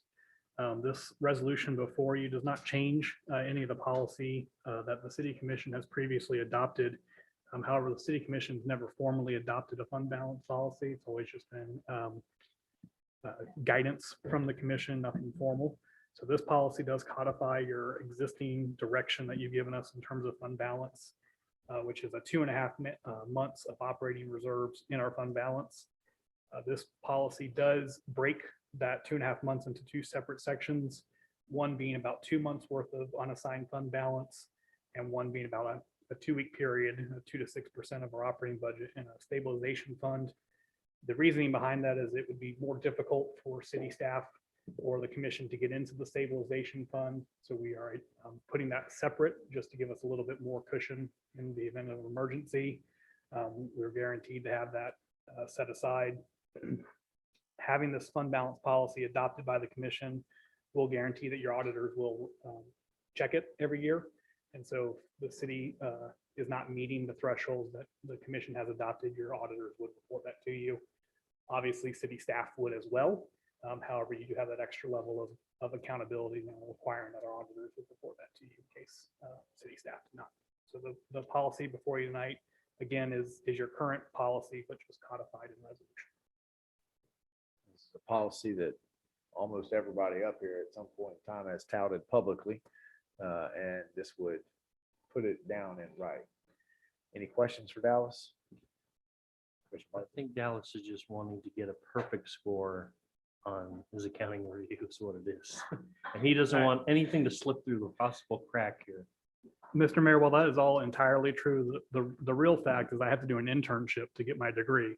And this is my internship project. So. I'm gonna email his professor to give him a few more projects before he gives him that degree. There you go. All right, it's transparency, transparency. Okay, do I have the ordinance or the resolution read in? Any other questions for Dallas? Now that's an interesting question. That's an interesting question. My project was to present it to the commission, not to have it passed by the commission. Well, that's a flaw in the rubric right there. Okay, I'll entertain a motion. I have a motion from Commissioner Martin, second from Commissioner Norfleet. Any comments, questions on the motion on the floor from the dais? Hearing none, we'll move to public comment. Ladies and gentlemen, we've come to the end of tonight's meeting. We swapped 14 and 15 on you. So the new 15 is the fund balance policy, which basically takes the guidance this board has said that we would like 2.5 months of reserves ready to go in case of a catastrophe. We wouldn't be dependent on anybody. That puts that into a resolution. It makes it a little bit harder for a future commission to break that. We have a motion probably seconded on the floor for approval. If you'd like to call in and comment on that, you can dial the phone number on your screen.